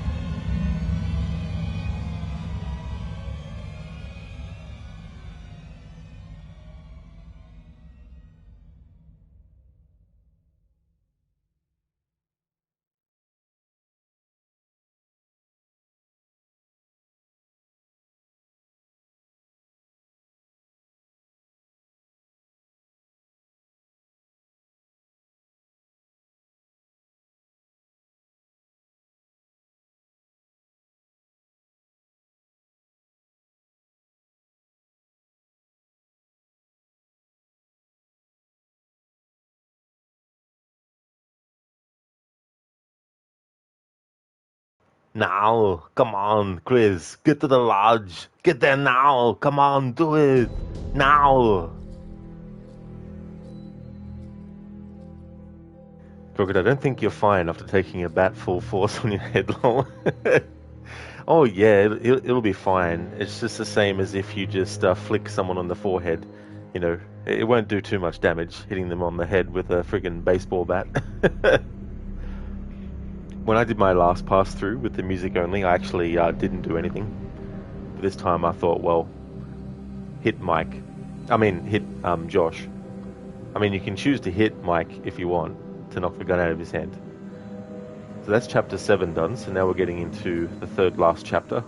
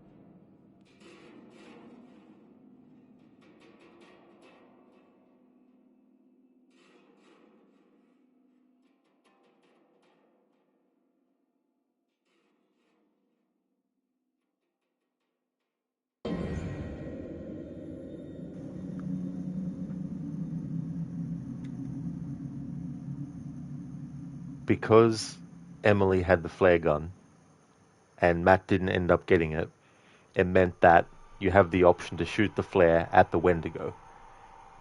If you have the flare gun and you don't shoot the Wendigo, or you don't have the flare gun at all, then Emily will get bitten,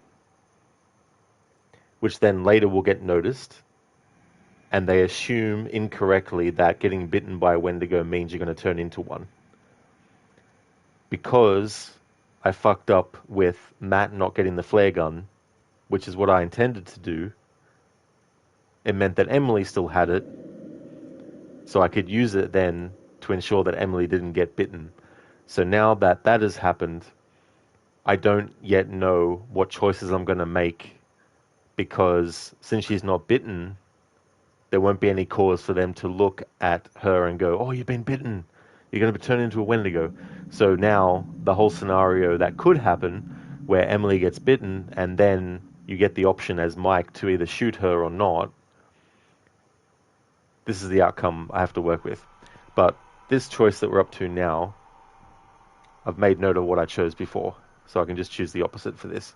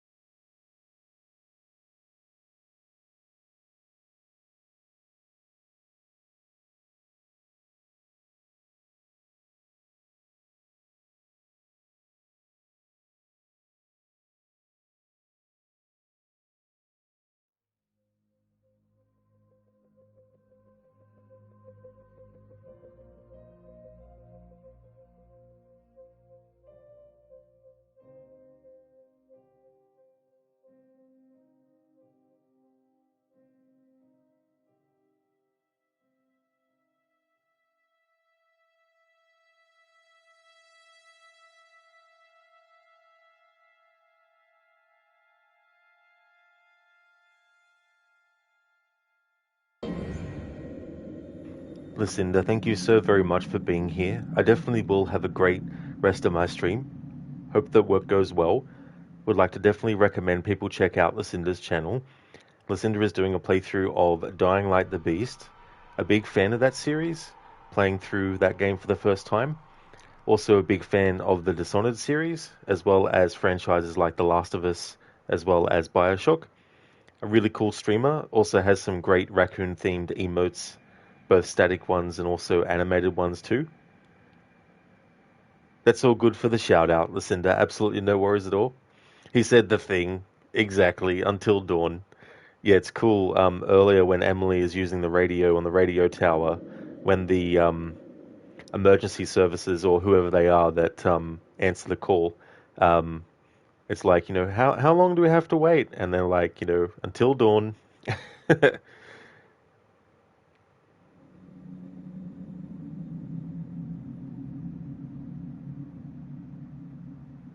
Hey there, Dr. Darling. Welcome on in.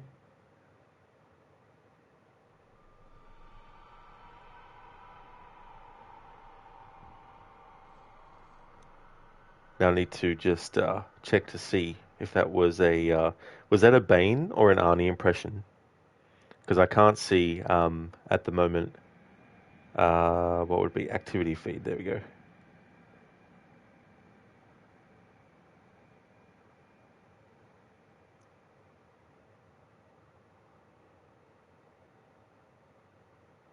Oh, Zereth, hang on. You've got one from 2 minutes ago. Oh yeah, that's the most recent one. Okay, so an Arnie impression. Nice, awesome, got it, Dr. Darling. Okay, the 800. What are you doing here at this hour? It. I don't. Wait. Cyborg. Take a breath. Collect your thoughts. You have been targeted for termination. Hasta la vista. Uberto. Thanks for redeeming that, dude.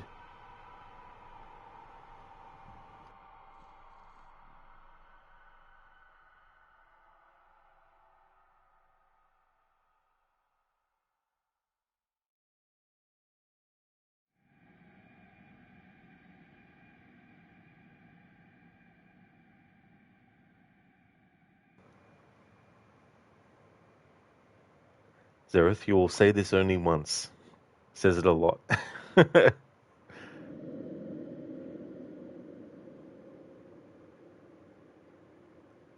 Zereth, relax. I'm just leading you out to your death, so enemies become suspicious. Exactly. Absolutely.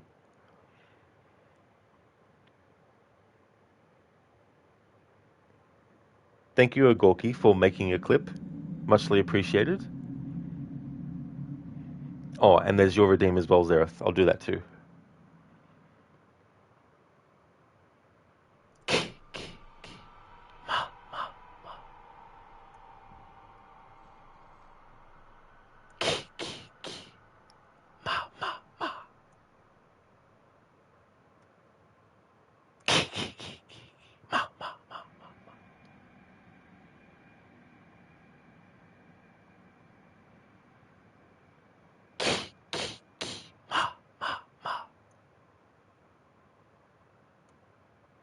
I don't think Chris is amused at me doing that.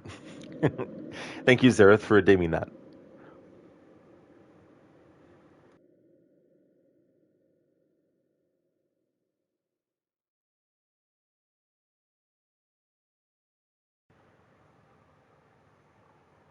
And Zereth made him look too. I love doing that. It's so fun.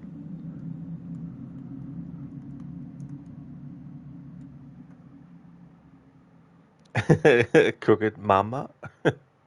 What the hell?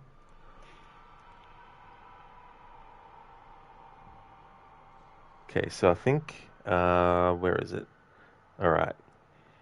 I'm so used to doing things very quickly with tabs on a laptop. Trying to do it on the phone is a different story. That's what I'm looking for. Create a dash. Oh no, that's not what I'm looking for. Okay, I'm not looking for create a dashboard.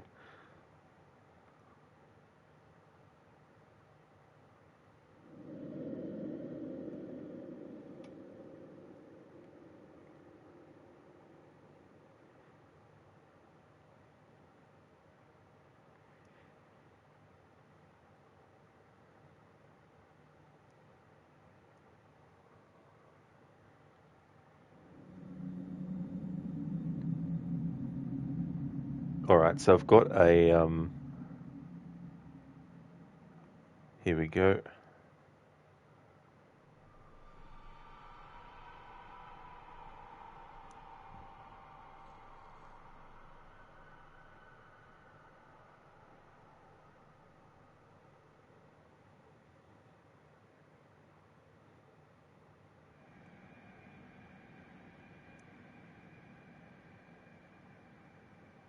Ah, damn it, that'll just redirect to the friggin'. Oh no, it won't. Oh, good. I was gonna say, it's gonna just redirect to the app.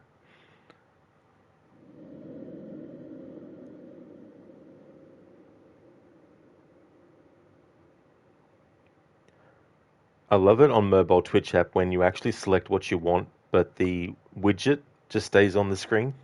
I love it. You know, not that I actually want to see what I've clicked on or anything.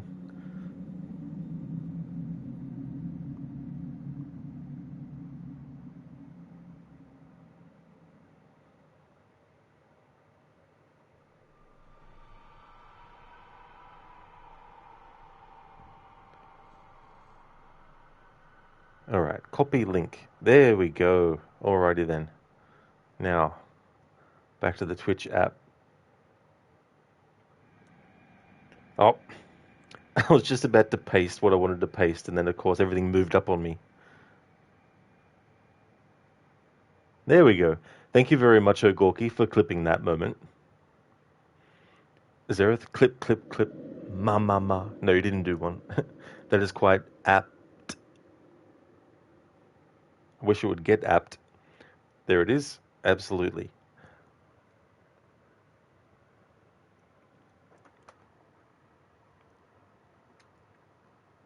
I was talking about this earlier with what happens when faced with the choice to shoot Ashley or shoot Chris. The first trap, where you have Josh and Ashley, and you're playing as Chris, if you choose to kill Ashley, that doesn't actually affect how she feels about Chris at this particular point I'm up to now in the story. However, the second trap and your choice actually does. So, if you choose to shoot Ashley, even though it's a blank, the characters don't know that at the time. Even though it doesn't kill her, of course. If you shoot Ashley with the blank, when Chris is going outside with the flamethrower guy and they go and investigate where Josh was, if you manage to do all the QTE parts on the way back, even if you do all of those, if you've shot at Ashley earlier, she will lock the door on Chris and just stand there and watch as he gets his head cut off by the Wendigo. The way to tell if you've got that happening is how she reacts to Chris as he leaves. Obviously, choosing to shoot Chris, Ashley will kiss Chris, and they'll kiss before Chris leaves with the flamethrower guy. So that's the outcome that we can get. If I fuck up the QTEs too much, then Chris can get killed before he gets back to the door. But getting all the QTEs successfully done means that Ashley will let him in. Whereas if you shot her earlier, she'll be like, fuck you, Chris, and just stands there as you get your head cut off. Zero to shoot them both. Yeah. Just need like a gun that has like, you know, two barrels. You pulled a bullet, but it did nothing. You drew a blank.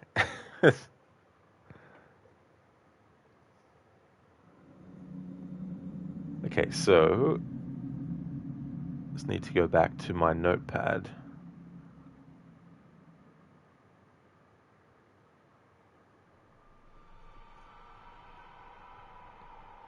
Alright, so we're in chapter 8.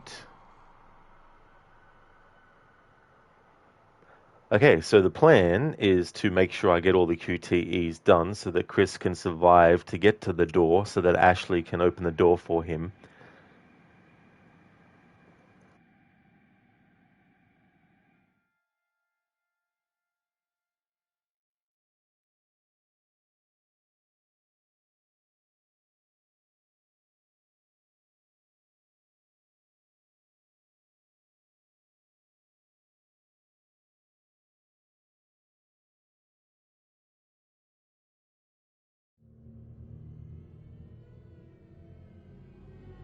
This music, we've already heard it on the first pass through.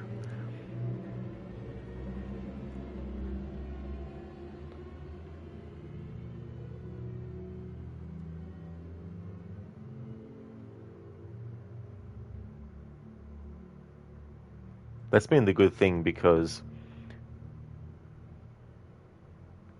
listening to the music already, don't have to re-listen to it. Just have to make sure that when I make different choices that I don't talk over it, just in case there is a change.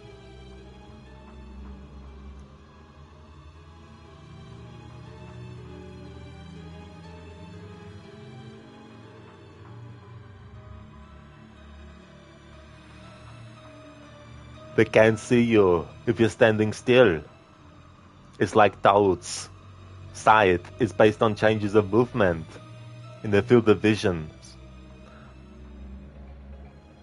Yeah, well, I wouldn't recommend testing it out. Unless you have no other choice. I just thought of a channel point redeemed for a future playthrough.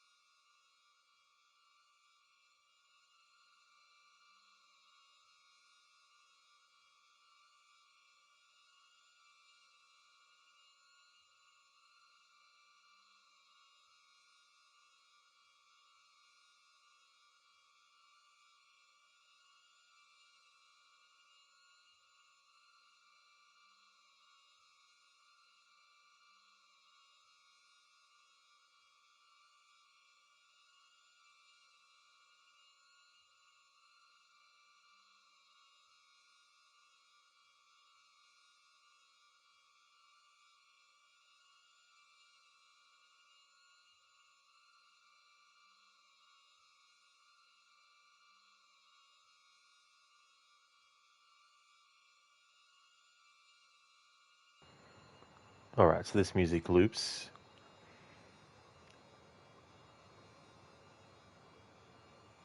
Zereth, you're a better shot than I Gungandin. Sorry, I don't get that reference. That one goes over my head. Because Emily didn't get bitten, we don't have that scenario where Mike is given the choice to shoot her or not. It is interesting that in all permutations I've seen so far, the way that Ashley sort of looks at everyone as she's walking off, and then when she decides to grab the book, that's always the same no matter what kind of outcome you have. If, as Mike, you do shoot Emily, if Emily gets bitten, then when Ashley reads that getting bitten doesn't turn you into a Wendigo, then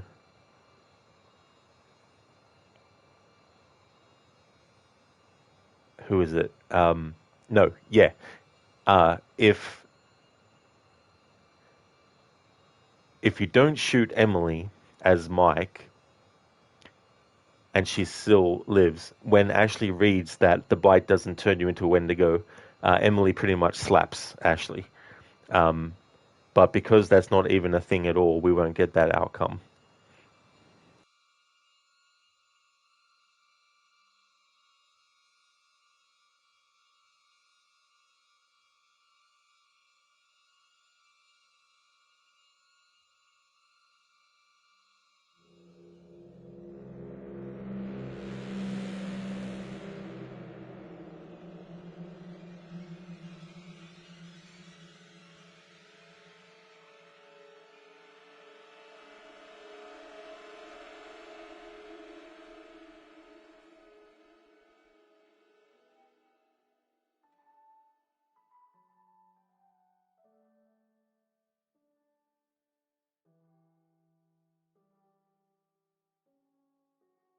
I guess in this playthrough, Dr. Hill is actually Dr.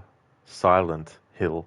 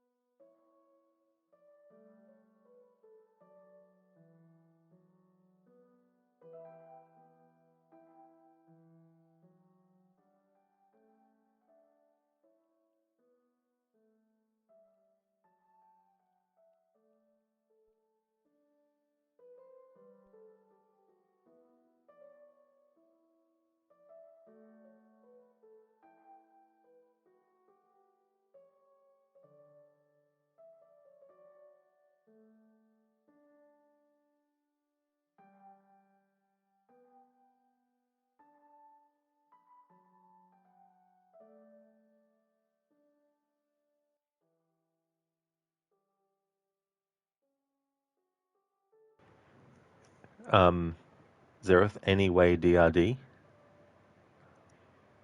Yeah, Cody, I couldn't resist. Oh, okay, when do you go, lol? Oh, when do you mean? Or what do you mean? Sorry. Oh, when do you go? When do you go? Oh, be right, be right, BRB, Zereth. Okay, that's what you meant. I got you. Silent Hill, Silent Hill roof. In the first pass through, I chose all the options that were on the left side of the screen. So now we'll choose all the options on the right side. It doesn't really do anything anyway. The music doesn't really change, but I thought I may as well choose differently.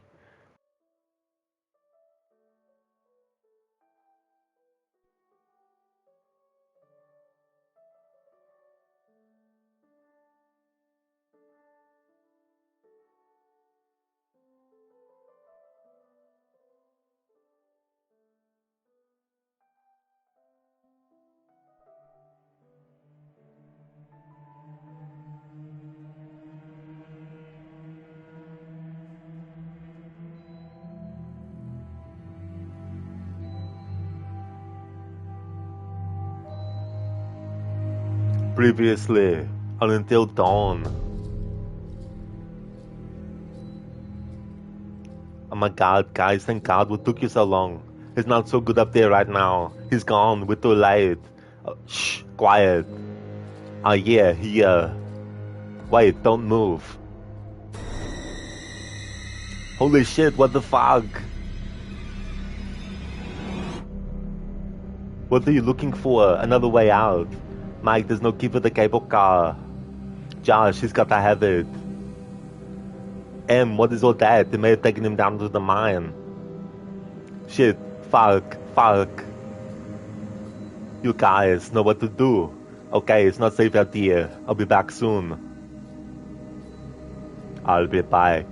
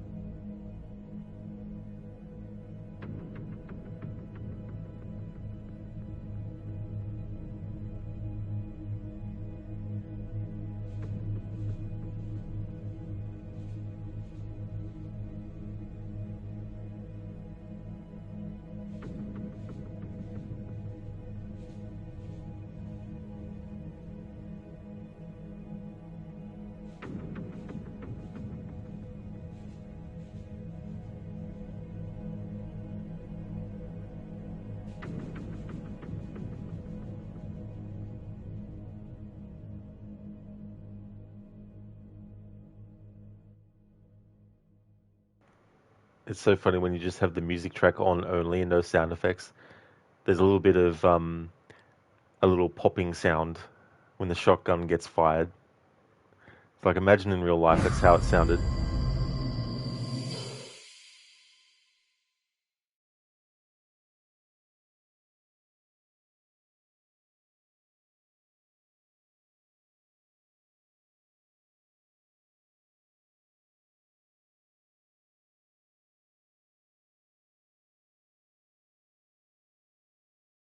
It's funny, Sheila, the first time I played this game, every time it said previously on Until Dawn, I actually did like a different voice for each one.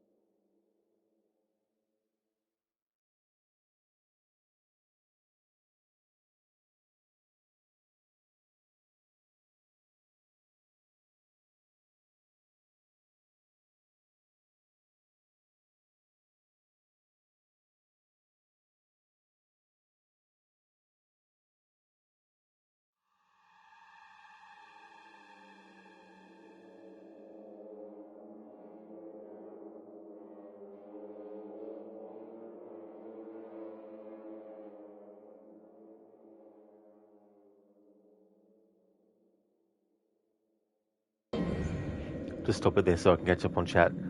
The last time I went through with the music only, I actually didn't get into this whole section. I had Mike get, well, he doesn't get killed if you fail the QTE at the start of the whole sequence, but the first pass through, I made sure that he didn't pass the QTEs, but this time I needed to. So now we're into some areas where there might be some potential new music. Keone F. You can't wait for Silent Hill G. Yeah, it's so funny that they would start with the letter F. I mean, you'd think it would be Silent Hill A first. Silly pun. Okay, you'll stop. That's all good, Keone. Dr. Dallin, guess what you'll be watching tomorrow, Saturday, since you're not watching? Alan Wake 2, Electric Boogaloo. But yes, that'll be the Saturday stream.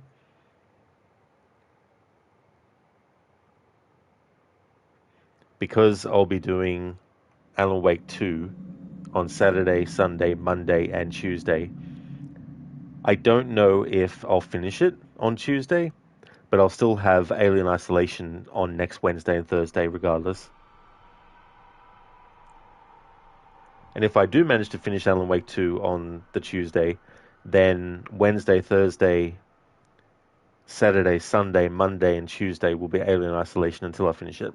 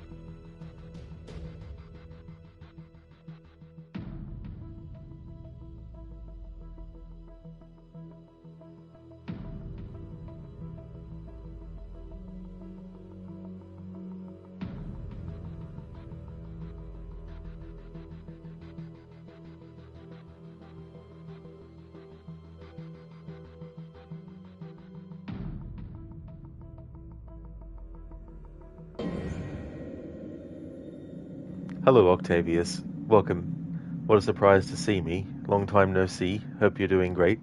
Absolutely, Octavius. Yeah, doing well. Doing more of my music only playthrough. Pardon me for Until Dawn. How's things been going? So that whole thing with Mike there and the dog, I couldn't remember whether you had to barricade or just escape. But with that outcome, when I do another pass through, I'll just have to make sure that I make note of those choices. And that end part where Mike got jumped, there was a bit of music there that if you don't do the QTE to open it, will play. So I wanted to let that play out on its own. So the next time I do a pass through, I'll do pretty much everything that I did that time around, except I'll barricade the door and I'll open that last door as well, if that's still something that needs to be done. Because I need to redo stuff anyway, because there's still more stuff to cover. But I'll worry about that once we get through this stream, and then next Friday I can potentially restart from chapter 5, or I might decide to restart from the whole game again at the start. Have to wait and see how I feel. But that'll be next Friday to worry about. The stream's still going to continue though. This point that we're up to now, in the first pass through, I didn't actually have Chris still alive at this point. But I still want to make sure that we get at least some of these characters to survive. So far, the only character that's died in this pass through is Matt.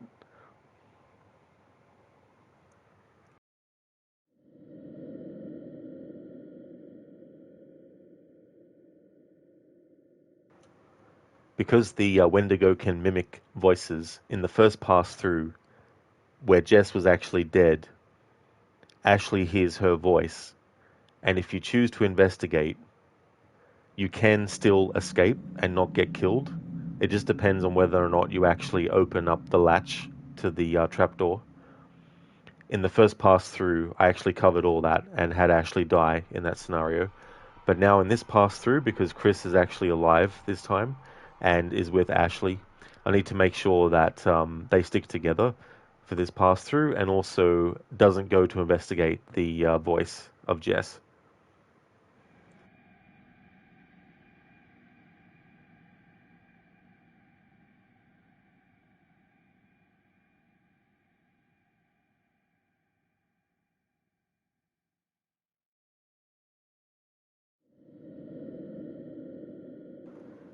Yeah, Octavius, it's just interesting too how many different branching parts there can be.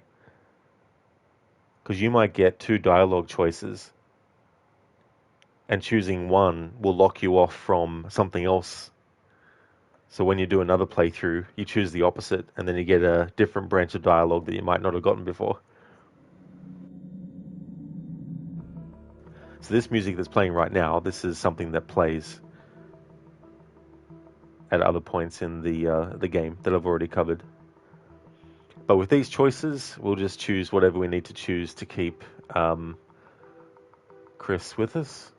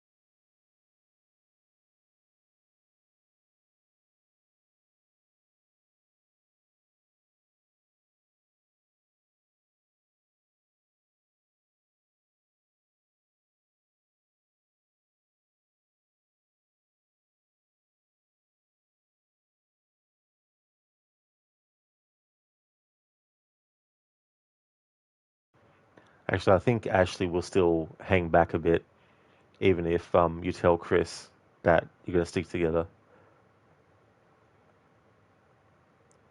And I think that music that we just heard, I think it might have had a slight variation difference based on the fact that we had Chris and Emily in the first pass through, because Emily had been shot by Mike because she got bitten, and I chose to have it that Mike shoots her when they thought that getting bitten by a Wendigo turned you into one.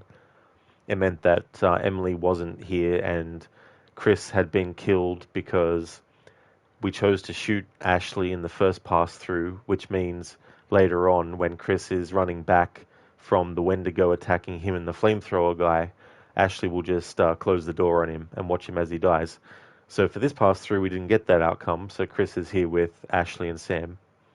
So that might have changed that music slightly.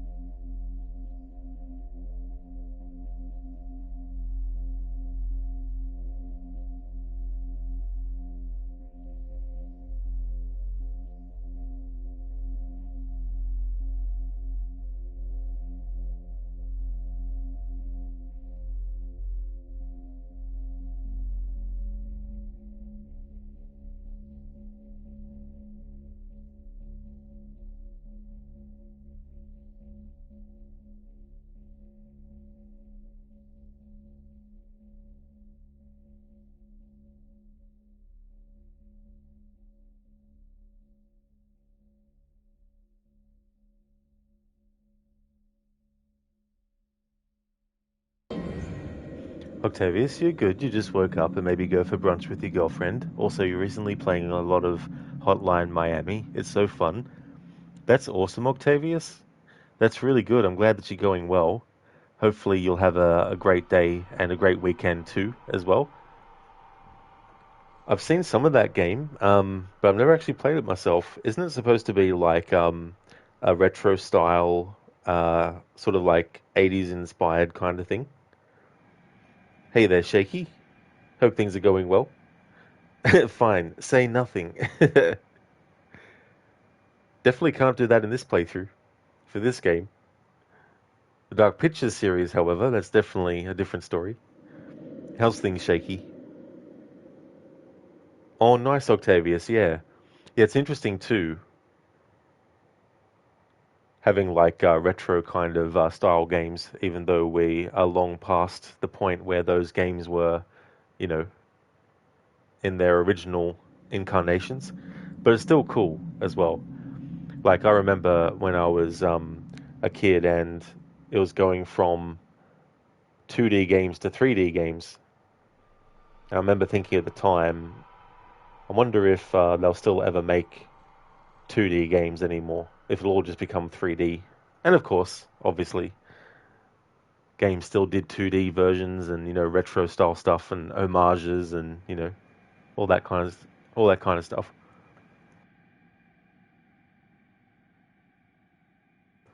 Bearsuit Hotline Miami was great to play, brutal at times, but you got to get that high score, lol.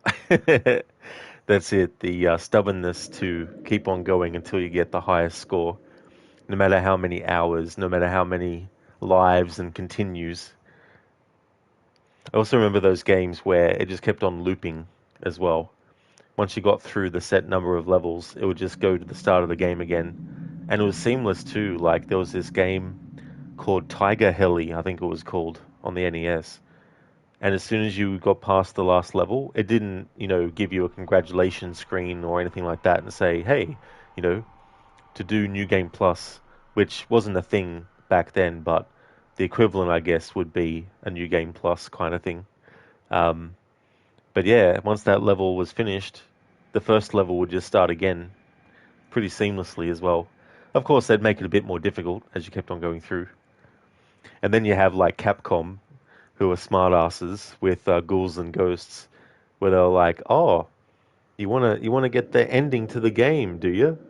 Well, we'll make you think you've reached the end, and we'll make you think you're fighting the final boss, but then we'll reveal that it wasn't the real boss, and instead of letting you fight the real boss, you had to start the game all over again and play all the way through and get back to that point again, and then defeat that boss again, and then you'd get to play the final level and defeat the final boss."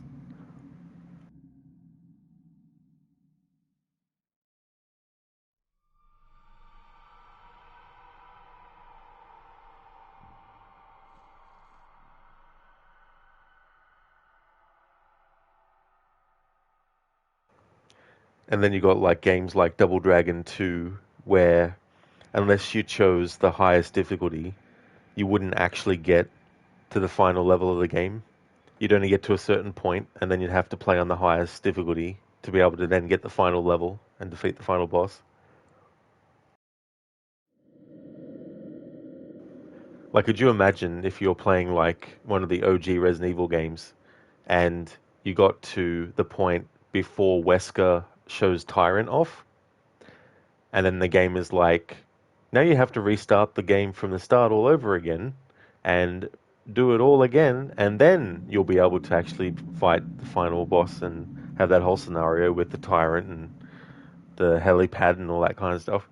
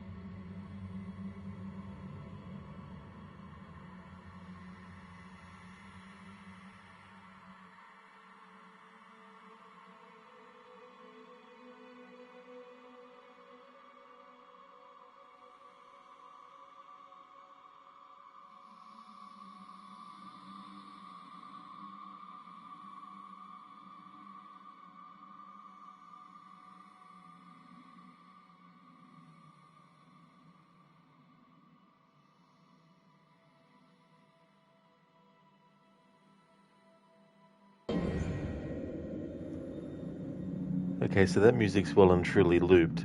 In the meantime, I had to look at my VOD from last Friday just to double check some things about what decisions I made last week, so I know what to do the opposite of with this pass through.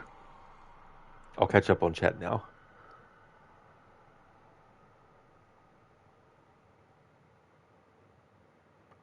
Bearsuit, you remember something like that playing a Streets of Rage game? The big boss offered for you to join the bad guys, and stupid you as a kid agreed, and it sent you back to the first level, lol. I definitely do remember that choice in the first Streets of Rage game. Yeah, it's interesting. You fight all that way through, get through all those tough enemies, especially in the final level there, and then if you choose to actually join, it's just like, no, then you go back to the start, do it all over again. And that's the thing too, like unless you had like a guidebook or there was a magazine where people had written in and asked, how to avoid stuff, the only way you found out was the hard way. Nice one, Keone. But then Gavin, the thing is, Gavin might actually be able to travel to different universes. So who knows? He might be in the world of Until Dawn somewhere. Shaky, you like Michael McCann's work, right? One of the games he composed music for will be delisted from Steam as the company went under while the game was in early access. Therefore, the soundtrack too will be gone, and you're unsure of its availability after that. You'll DM me the Steam link if you'd like to post it. Oh, yeah, no, that'd be good, Shaky, if you sent that link through as well. Um, but yeah, his music in Splinter Cell Double Agent was just so good. He went under the name of Behavior for that game.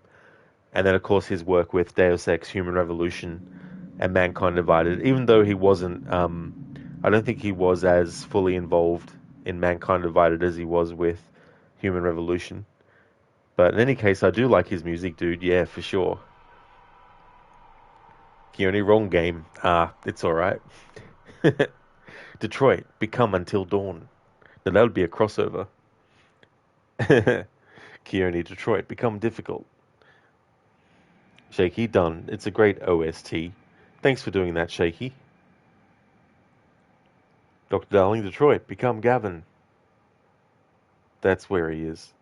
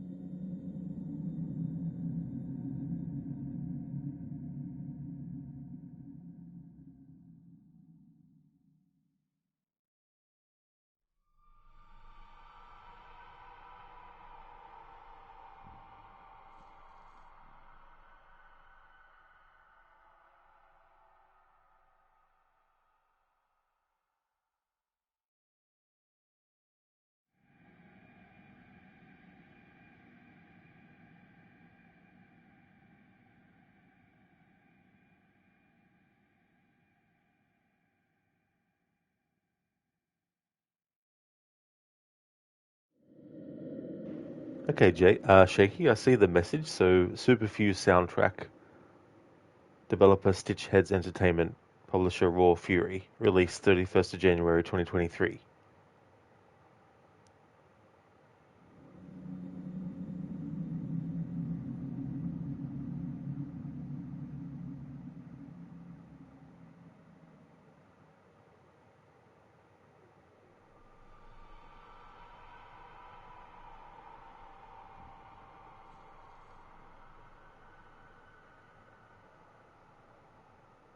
There we go. There's the Steam link to that.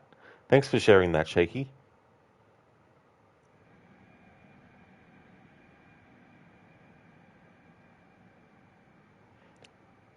Keone, man, you need to play more of these games like Plague and Hellblade. Oh, absolutely. The Plague Tale games are really, really good. There's some tricky parts, but it's such a great, great world that they created. And Hellblade is just chef's kiss as well. I've been missing playing that game actually. I've been in the mood to play that for a few months now, but just haven't found the time to put it in. Plus, I wanted to actually play the sequel again, but actually stream it this time because I played it all the way through offline for the first playthrough.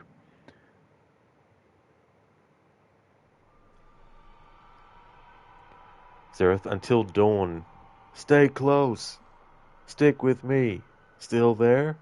Don't fall behind. Come on. Nice one, Keone. Shaky, to you, it's much akin to his DX work, maybe a bit more metal. Oh, nice, that's cool. Alex, they really are. Oh, absolutely. The music is just so good in those games as well. Shaky, 1 week left to purchase the game and soundtrack. They'll avoid the DLC. You purchased it today without reading that those items wouldn't have been released until the game had left early access. Oh, okay. Well, that's good to know too, as well. That's annoying though. Alex, not going to lie, you cried at the end of Plague Tale, and Hellblade games are a masterpiece. Oh, Alex, I don't blame you one bit at all. Like, those games can definitely be emotional roller coasters. Yeah, Alex, like the performance by Melina Jurgens in that and the sequel too, like just amazing work. Yeah, Alex, for sure, they really can. I've played the first Last of Us, Alex, a very long time ago though, back in 2020. Haven't played it since. And the version I played was the first remaster they ever did. But I definitely want to play it again in the future though. But I think I might play the remake.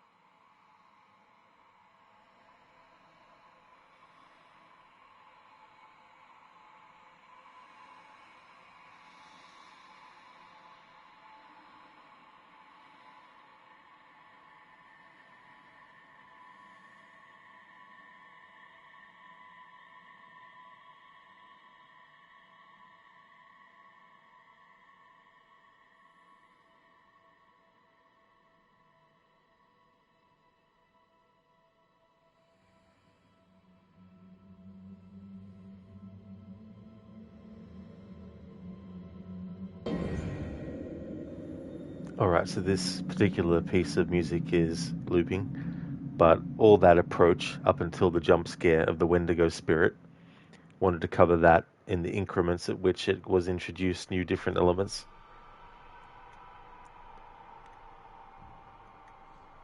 Zereth, the first of last. But is it the first of the last, or is it just the last of the first group of first things? Maybe there's heaps of last groups of the first. Bearsuit, you went back to the OG Last of Us recently. You were surprised how much harder you found it to the remake. You struggled at times on the grounded mode, whereas the remake never had a problem. That's interesting, though. Is there like an extra difficulty too that they added for the remake that's not in the original? I never actually played the very original Last of Us, the one that was on PS3. I just played the PS4 remaster that they did. But that'd be cool. I don't think I've actually seen any gameplay of the very original. Zereth, the first last, or the last last first, or the first last last? Last. How much last could the last last last, or the first last could last first? Hey there, Adrian. Welcome on in. Sure glad this game runs very smoothly on PS5. Yeah, I think it's pretty good. The only sort of like slowdown I can see is just basically when they use video files to show what previously happened, because obviously the video files that they use are different to the actual in-game gameplay that you play as well. But I'm not sure what they could do to fix that really. That's just something that, like in Assassin's Creed 3 Remastered, for example, there's moments where Connor looks through the looking glass, and even in the remaster, because they use a video file, I think, to show the image inside the viewing glass, it still looks, 2012 graphics.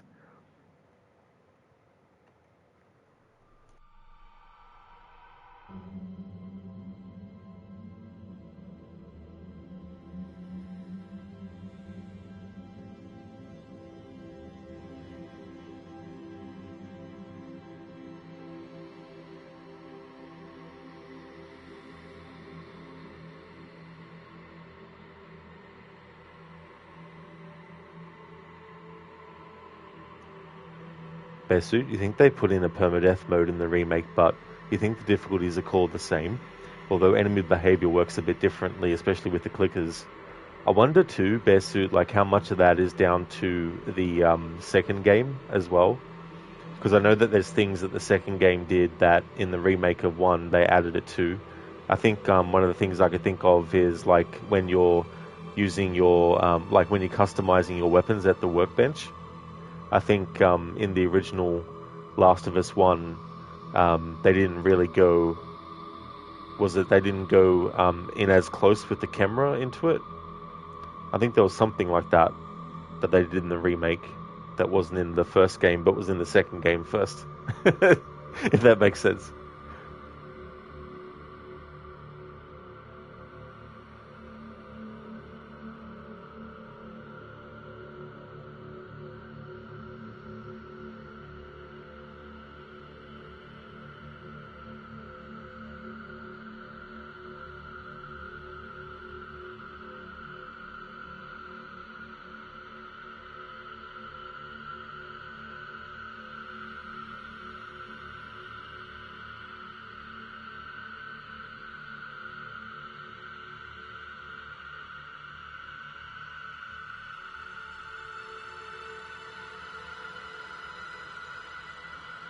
Adrian, the only way to upgrade that would be to re-render the cutscenes from scratch in 60 FPS.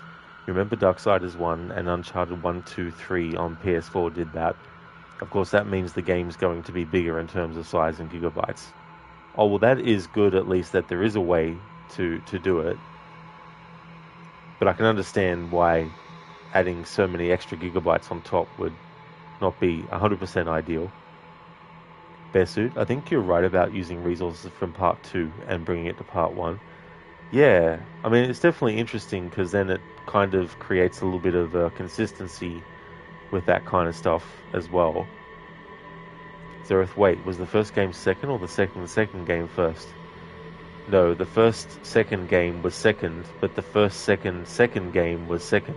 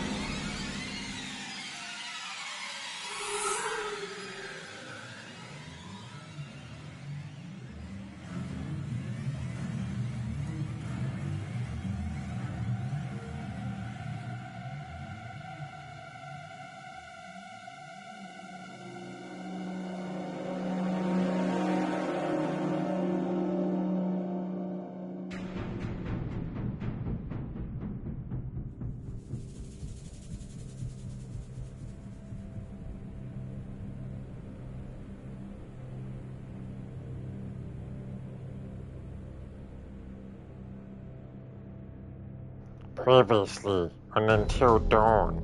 Precious. Golem, golem, golem.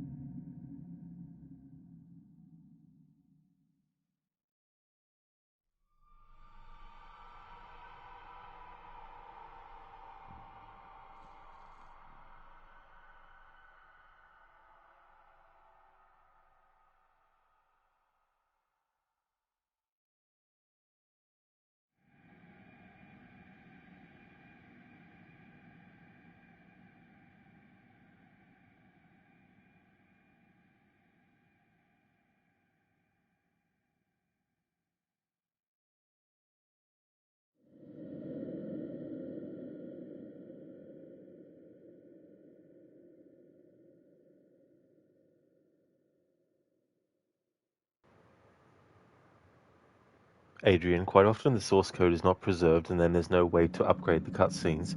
Interestingly, the CGI cutscenes from Soul Reaver 1 and 2 were preserved in RAW form, so the recent re-releases have them running in 4K at 60 FPS. That's a rare situation to have a game this old with preserved CGI assets. That's interesting to know because, like, a lot of stuff doesn't necessarily, especially decades ago, get future-proofed. They kind of like go, oh, this will just do for now, and then decades pass, and then when they're trying to preserve things, they're like, oh shit, we can't really do anything with this. Uh, yeah, let's just remake it and things like that. But I mean, I guess that's where potentially AI could come into effect, where even if the quality of the source material that they have to look at is very, very raw and not that great, then maybe AI can recreate it. Um, but yeah, I don't know how advanced AI is as yet to be able to do that in a way that would be unnoticeable. You know, so if there is a remake, do they stick close? Keone, do they fall behind? Most importantly, do they follow me? It's so funny how that's become a thing with Dead Rising 2. When I was doing that playthrough and spamming the follow button for the strange, like for the survivors. Still there? Don't fall behind. Anybody, somebody, still there? And then Amita started doing it in chat, and it's just snowballed. He only Wendigo, Wendigo, Wendigon. Zereth until Corn. Shelia finally beat grounded difficulty on Last of Us 2. Only one achievement to go. Hell yeah, dude. That's great. That's really, really good that you did. Absolutely. GG's, Sheila. That's really cool.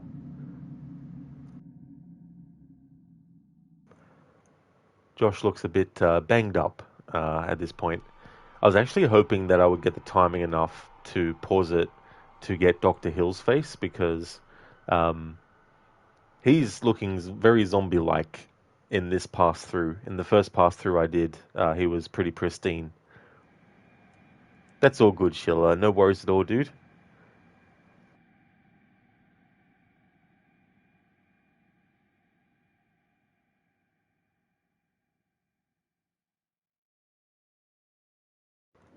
Alright, so we have one more chapter left for this pass-through, and then next Friday I'll decide what I want to do, whether I want to start again from scratch to cover all the other different things, or whether I just want to restart from chapter 5.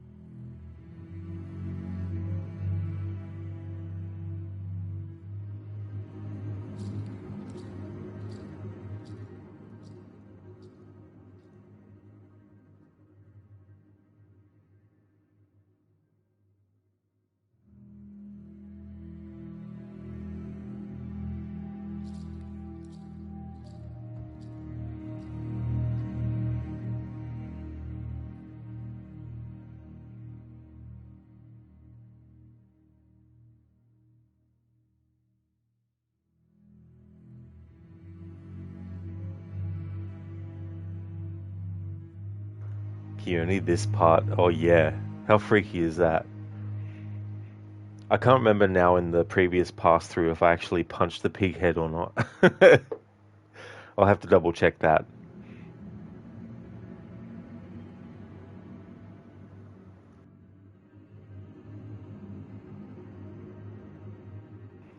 Something I know I didn't do last pass through was find the book that you need to find, which means that Josh will recognize, is it Hannah, I think?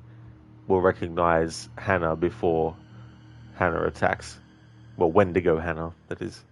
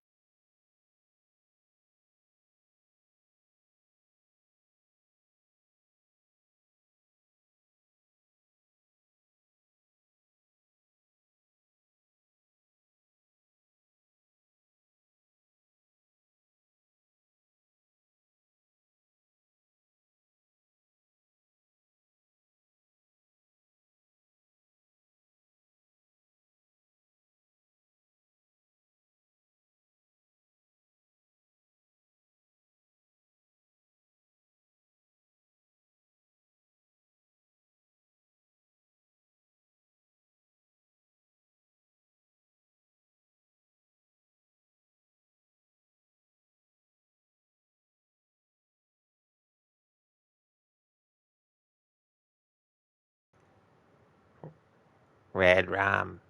Red rum. Red rum. Red rum. Red rum. Red rum. Thank you, Keone, for redeeming that from The Shining. Thank you very much. Red rum. It's funny in the game Vampire when you actually want to embrace someone. The music that you hear, it sounds like they're going rum lord, rum lord, rum lord.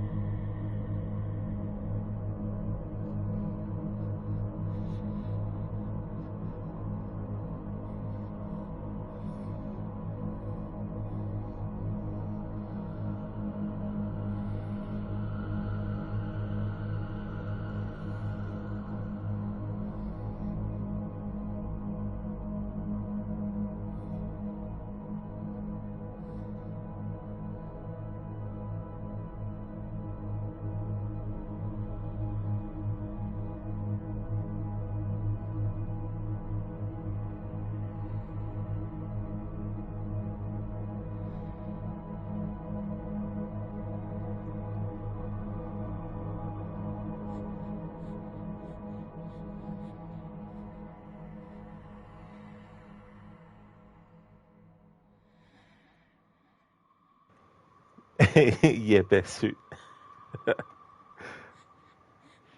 Rum lord. That's where all the rum went, Jack Sparrow. The rum lord took it. Red, stay close, rum. Stay close, rum, to me. Cody, did you know when Red Rum, the racehorse that died from natural causes, named backwards is murder? So was there actually a real racehorse that was named Red Rum after that?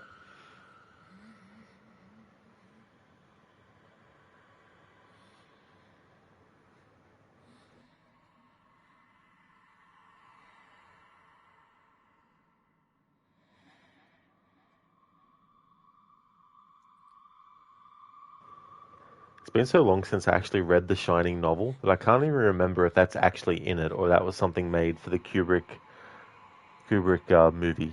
I want to say it was made for the movie, or maybe it was in the book. I mean, he did make a lot of changes to Stephen King's story in that movie adaptation.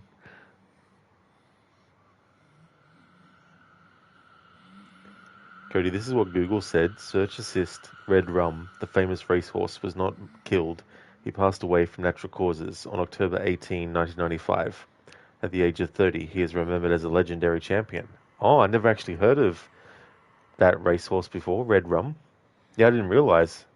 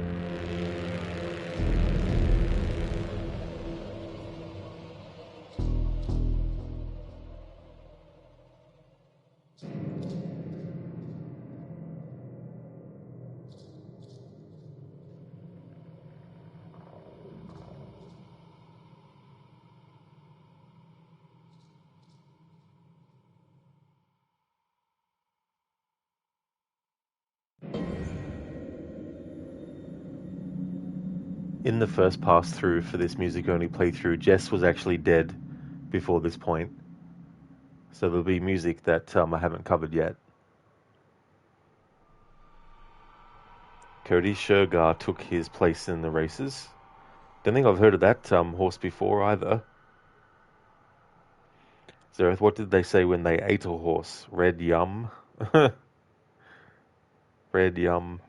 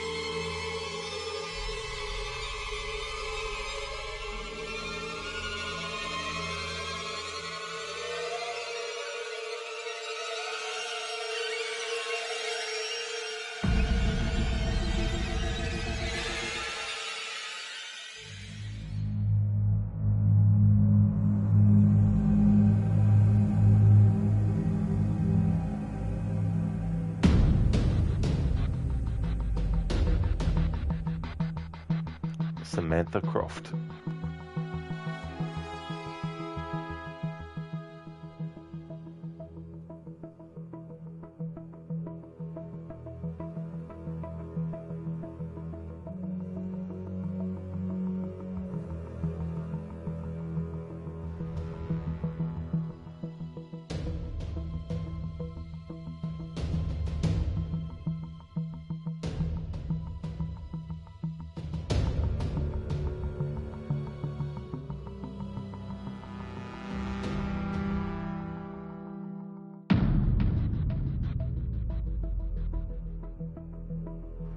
Alright, so we managed to save Jess from that predicament.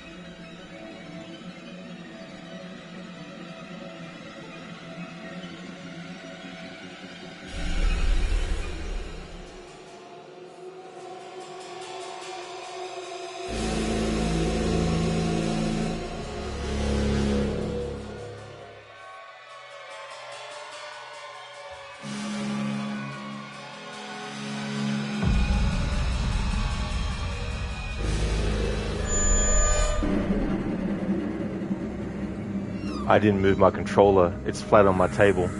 Fuck you, game.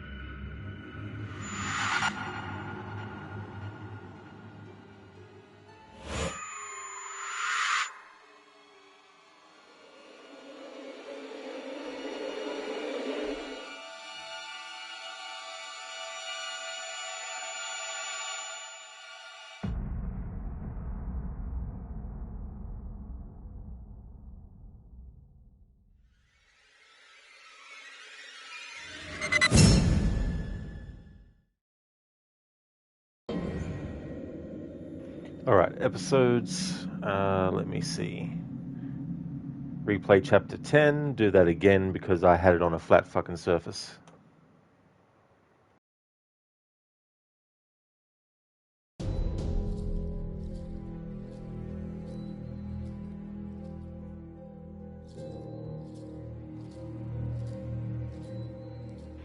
Thank you for the GGs though, Keone. But yeah, that whole thing with Sam was bullshit. The whole time I was doing those don't moves, I had the controller flat on my table, right in front of me. Wasn't touching it. My feet weren't touching the table. Nothing.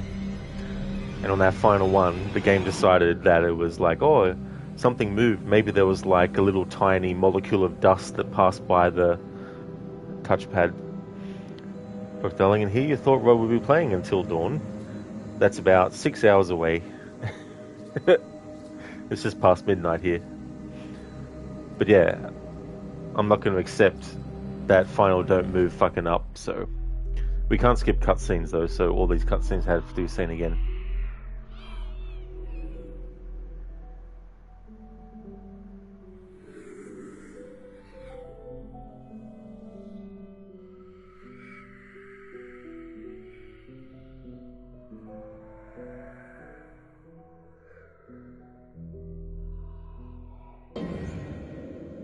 Okay, so you could never be on Dr. Hill's face in this moment. Okay, that's fair enough.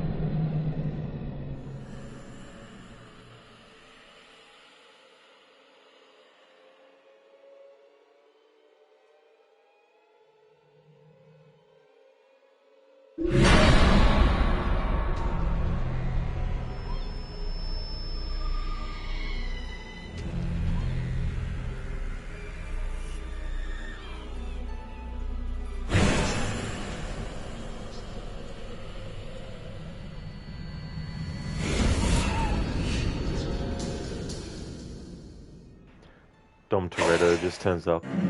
Did you just say family?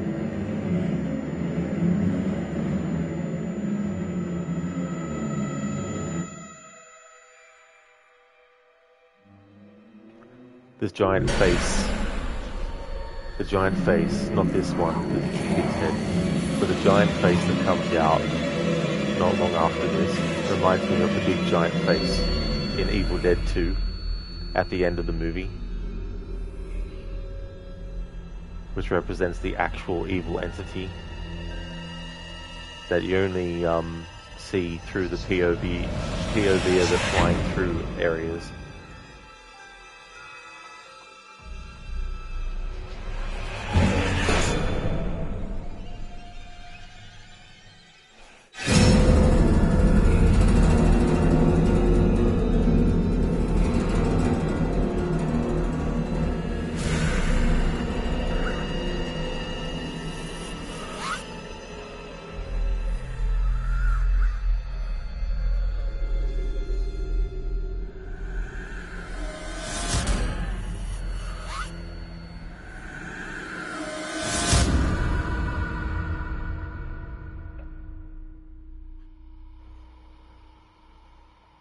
Alright, so there might be some differences that might happen to what we did not long ago. But yeah, I'm not accepting that final don't move fucking up, because I kept the controller in the exact same spot where I kept it for all the other don't moves that succeeded. Didn't bump the table, didn't have anything else that was on there that would interfere with the stability of the controller, nothing. Plus the game doesn't vibrate during those moments either. It doesn't make the controller vibrate.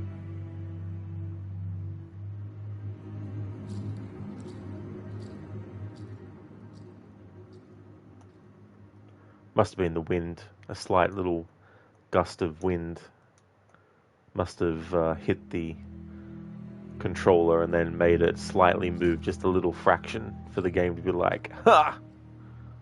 Gotcha.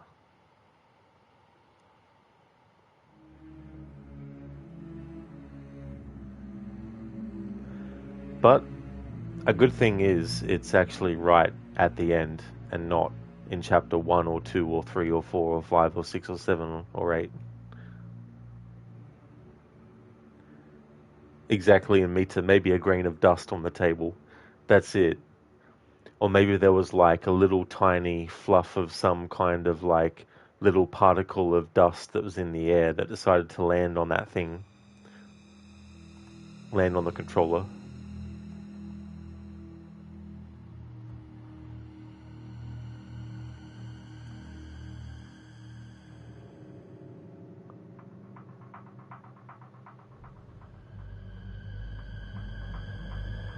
And I think that was the first don't move in this playthrough that failed without it being an on purpose thing. Because in the first pass through there were things that I wanted to fail on purpose. Because I wanted to kill all the characters off in the first pass through. And so in the moment where you can choose to save save Mike, I decided instead not to, and then he gets killed, and then I failed the don't move on purpose. But this time around, I wanted to actually not fail the don't moves.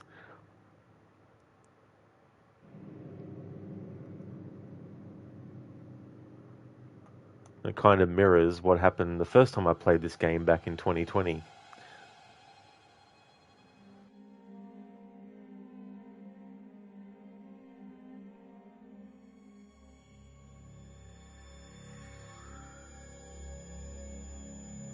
But in that case, I was actually holding the controller in my hand. And it was very early in the morning. I'd been streaming for hours because I was so engrossed in the game that I pretty much finished in one stream. And stupid me thought, oh yeah, I should be fine to hold the controller again for this final don't move because I didn't fail all the other ones while holding the controller. And the game was like, oh really?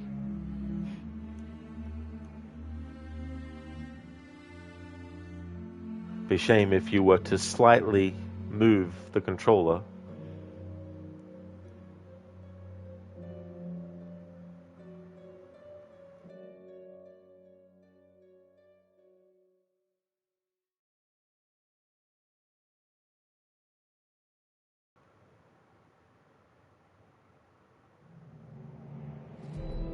It's interesting, the ending, where they're being interrogated about what happened. And the thing about that whole scenario is that, number one, they've been through such a big ordeal. And sure, they've given them, like Jessica gets like a blanket around her to help her stay warm, things like that. But imagine you just woke up and instantly you've got people in your face asking you questions that you would need a little bit of thinking time to actually respond to, but they want you to respond right now. You've just literally woken up, like you're still groggy, maybe from sleep. It's like, at least give them, a bit of time before you start asking them questions.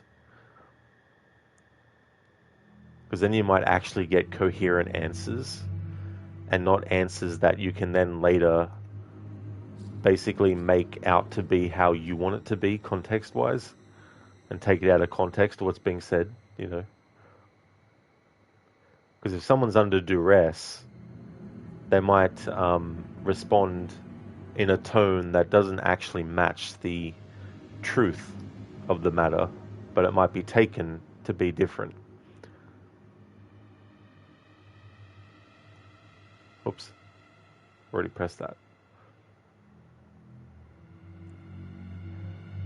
Because it's like all over the place. It's like, so the flamethrower guy, you thought he was the killer? Yeah, but it didn't turn out to be the killer. But it was Josh that was the killer. It's like, no, he wasn't the killer. Well, who was the killer then? It's like,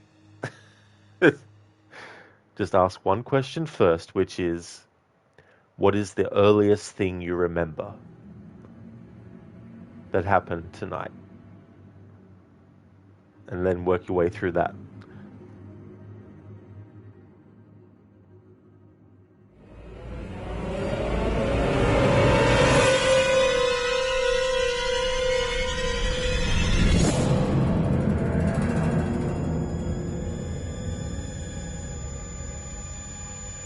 Amita, who's the killer and why? Exactly, Amita, you know. And because at first they think it's real, but then they find out that it's actually not. And then they find out that there is a threat, but it's not a killer, like a human killer. It's an actual creature, you know, all that kind of stuff.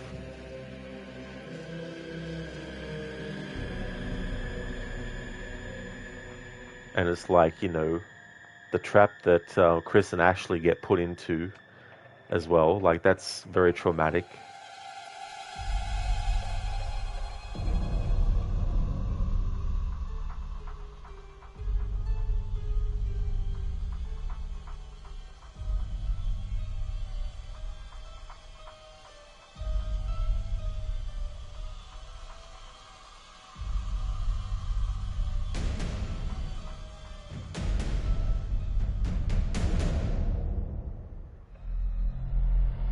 And of course, they may, you know, not remember some details.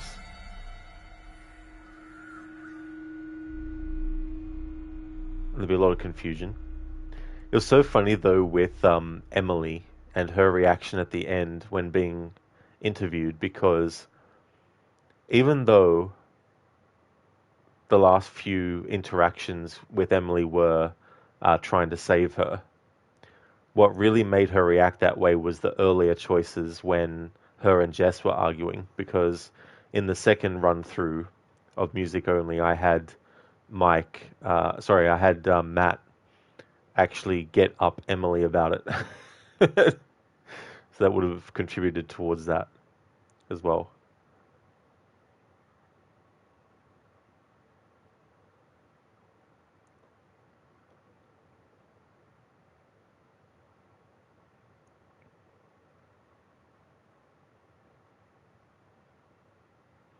I understand why they don't let you skip cutscenes when you're first playing through the chapters in this game, but it would have been good if, after you've finished the game, and then you go into a chapter select, that they would at least let some of the cutscenes be skippable.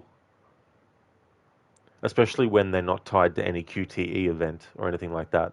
When they're literally just a sequence that you watch, and then when it's finished, it segues into a gameplay section.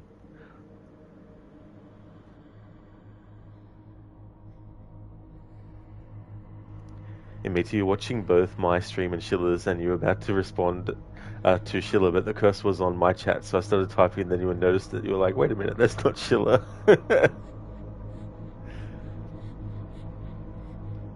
It is funny, though, when those things happen as well. And it's like, hang on.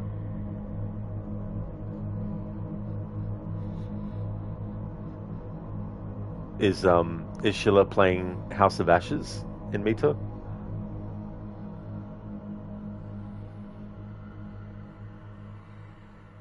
Because I was hoping that the timing would happen so I could raid him.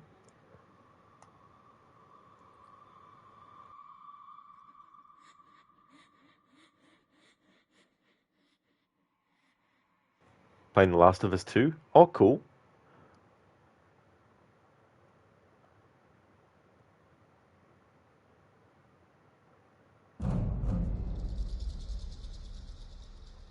Mike's about to get grabbed here.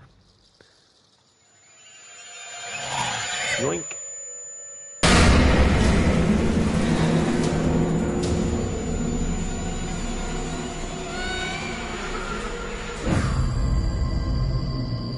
If, as Sam, you don't get anything to let Josh know that it's Hannah, then that part won't happen.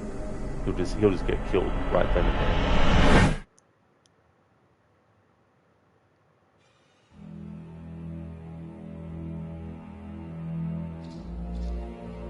Alright, so I'm going to try and get the same outcome this time that I did before, with Jess still being alive after this point.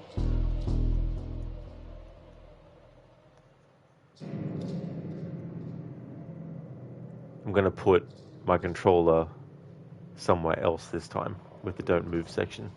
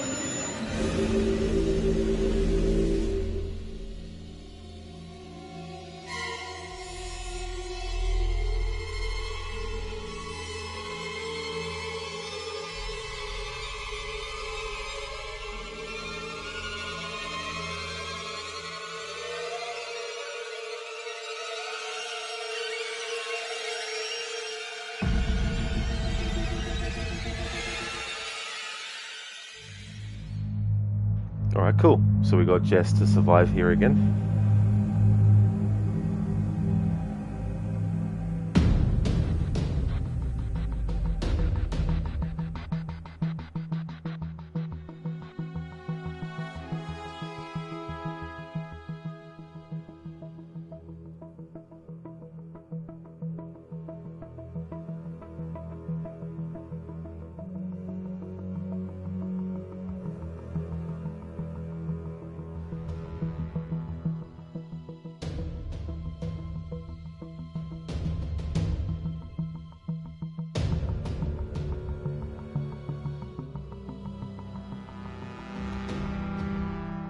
Alright, so we'll soon be reuniting with Mike.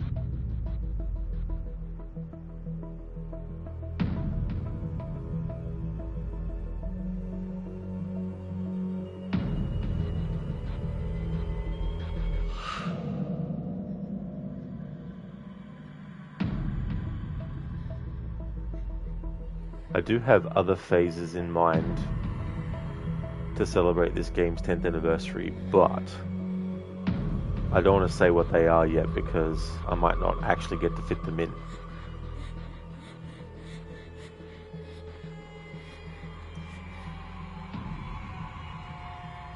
Imita, does the fail there mean that she survived anyway? You can definitely get killed by the Wendigo as Jess there if you're not careful. especially if you fail like a don't move section, but also some of the other choices as well.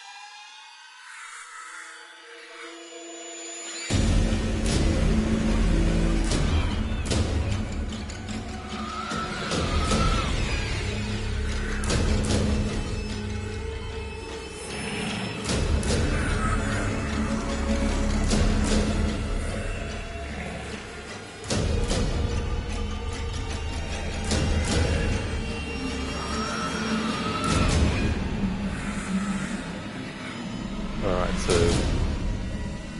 we're almost back to the final part again.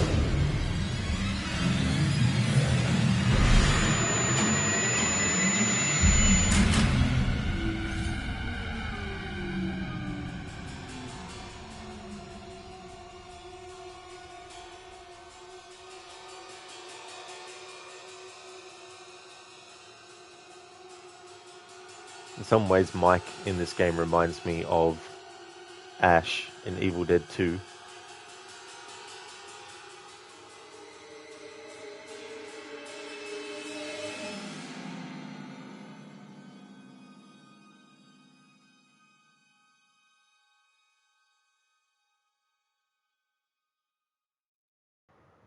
That would actually be a cool mod for Until Dawn on PC. Well, it'd be the remake, not the original. But to have the characters wearing iconic outfits of characters from horror movies.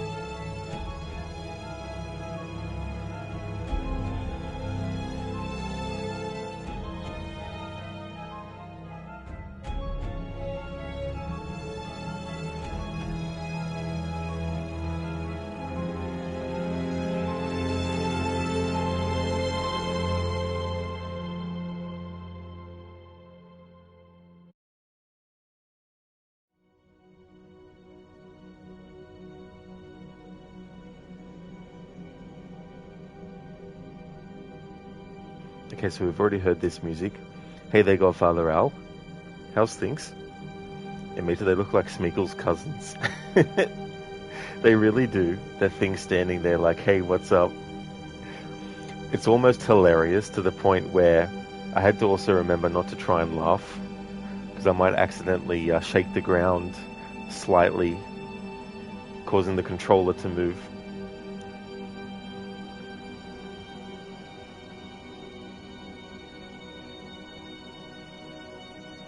The playthrough's not finished, but this second pass through with music only is finished. I still want to cap it off though by listening to the Odeth song without talking over it. But there will be more run-throughs of this phase of celebrating the anniversary of the game with music only.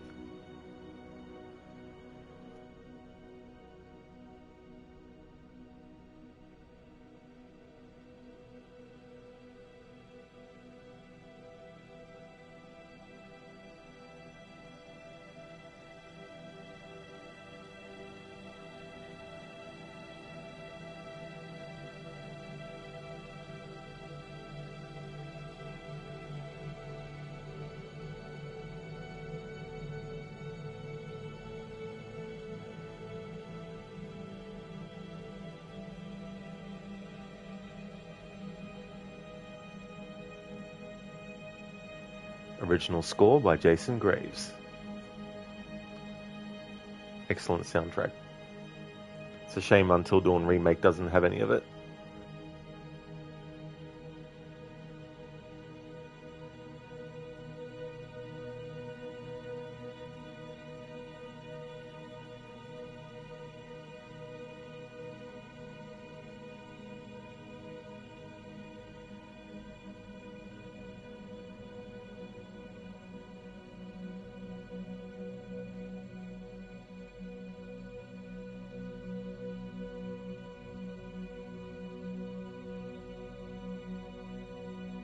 Can you only imagine Gollum at this end credit? Oh, could you imagine? Yeah. Someone should mod the Wendigos to actually be Gollum. That'd be funny. It makes you wonder why they did remake the game. It looks just fine the way it is. Yeah, that's actually a good question. Sony owns the IP, and there was also the movie that was released fairly recently too. And there's things in the movie that connect to the remake that weren't in the original Until Dawn. So it might also be tied to that reasoning too. Maybe they felt that the movie needed to match up to the game, and so since it didn't match up to the original, to remake the whole thing.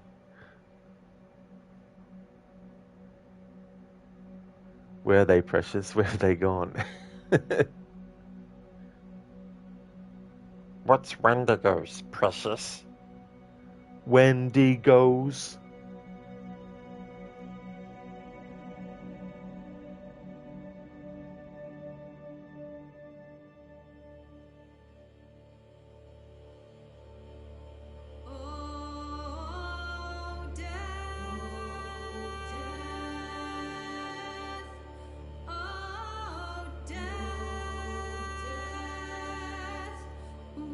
You spare me over till another year.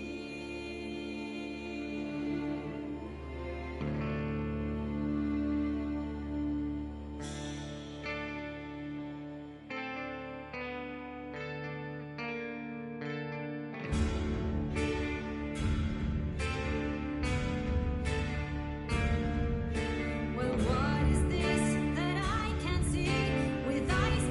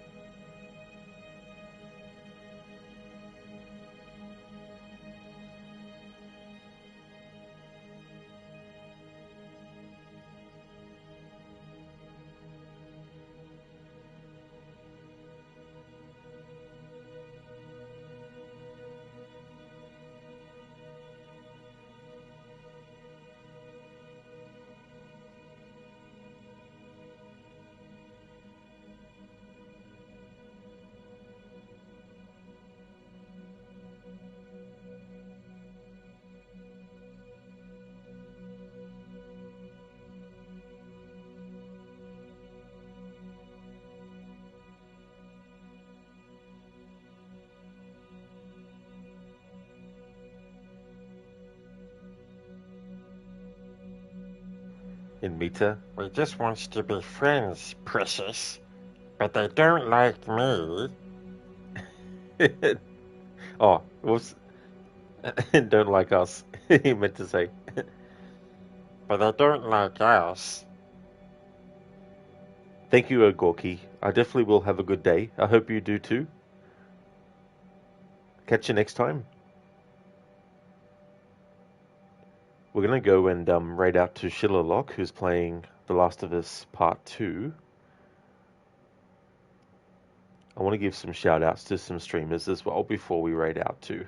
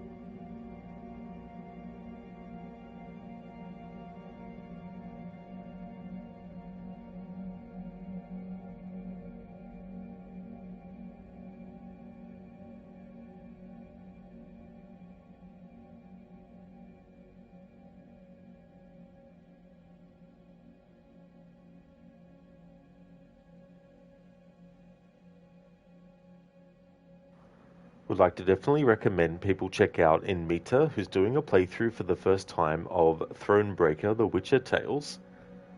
I'm in a bear suit who is doing a first time playthrough of Resident Evil 2, the original.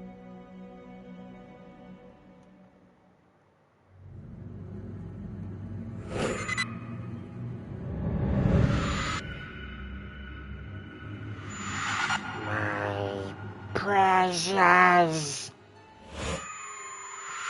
Well, he hasn't reached the ultimate Smeagol form yet, well, Gollum form yet, but Josh is on his way.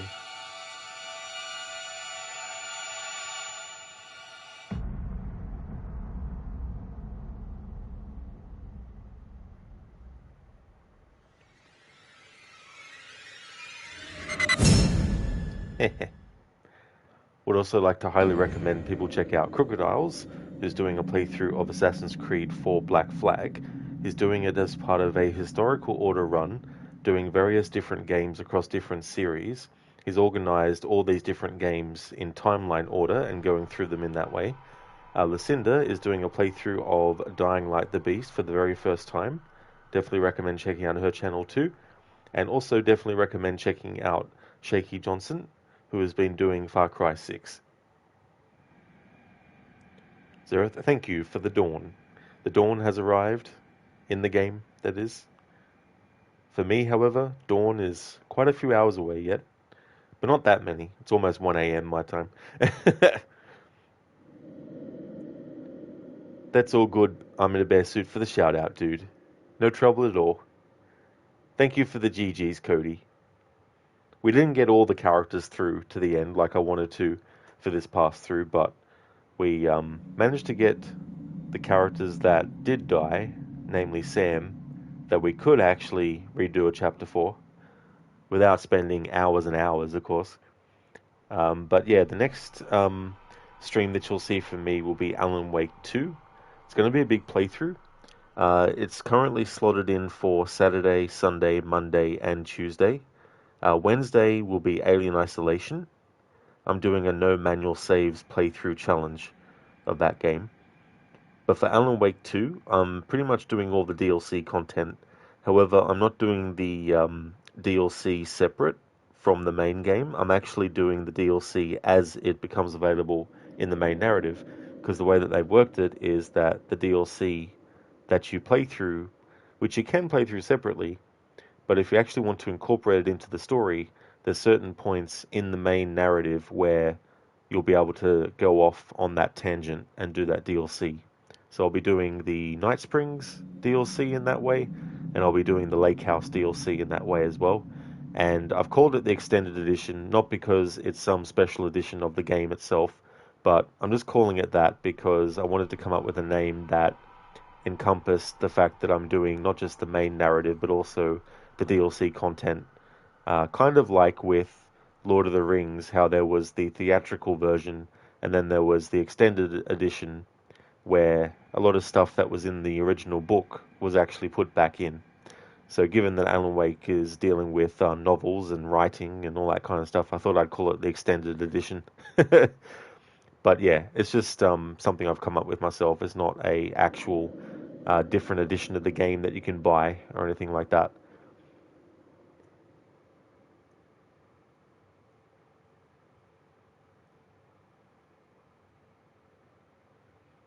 There's a general raid message that everyone can feel free to copy and paste. I'll also put one in chat for subscribers as well.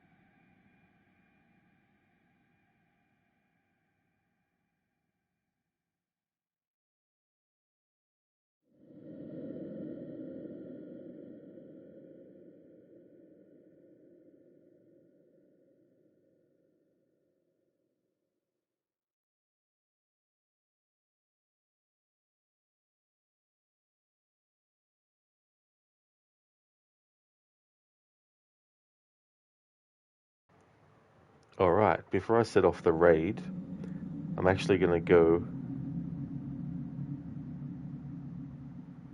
if I can find it.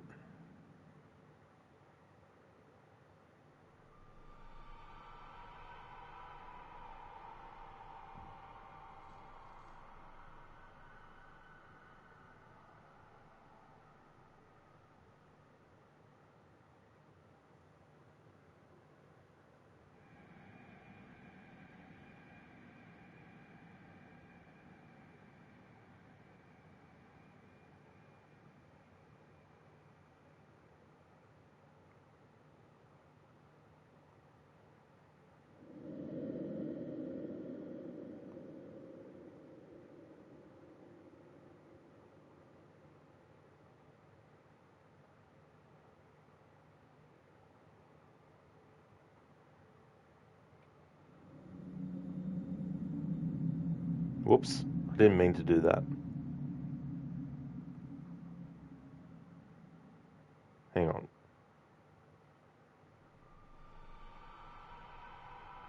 This bloody Twitch app, I tell you what.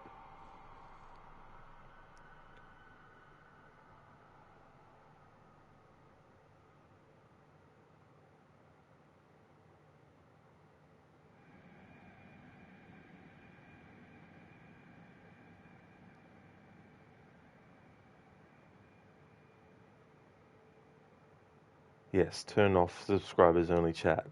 Alright, which is the one to friggin' bloody raid? Jeez, I tell you what. No, not emotes only. No, not followers only. No, not streaming together. That. That's I tell you what, having to use a phone for all this shit is just so annoying. Would have been over 5 minutes ago if I was using my laptop, but I can't because I don't have one that works anymore.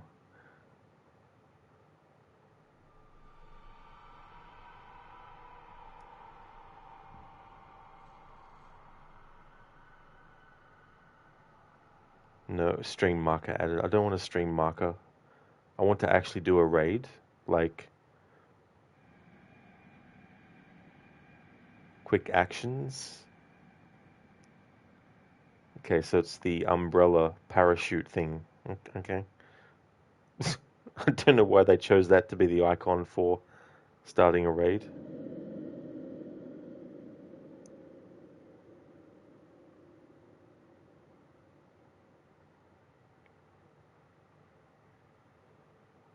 Alright, start raid.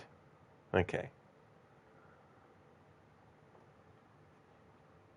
Alright, so I've started the raid, but the Twitch app doesn't tell you if the raid is actually going. Like, there's no pop-up or anything. So I don't know if it's actually going or not. Is it? Alright, now I see it's actually appeared. With the timer counting down. But not in that view mode, apparently.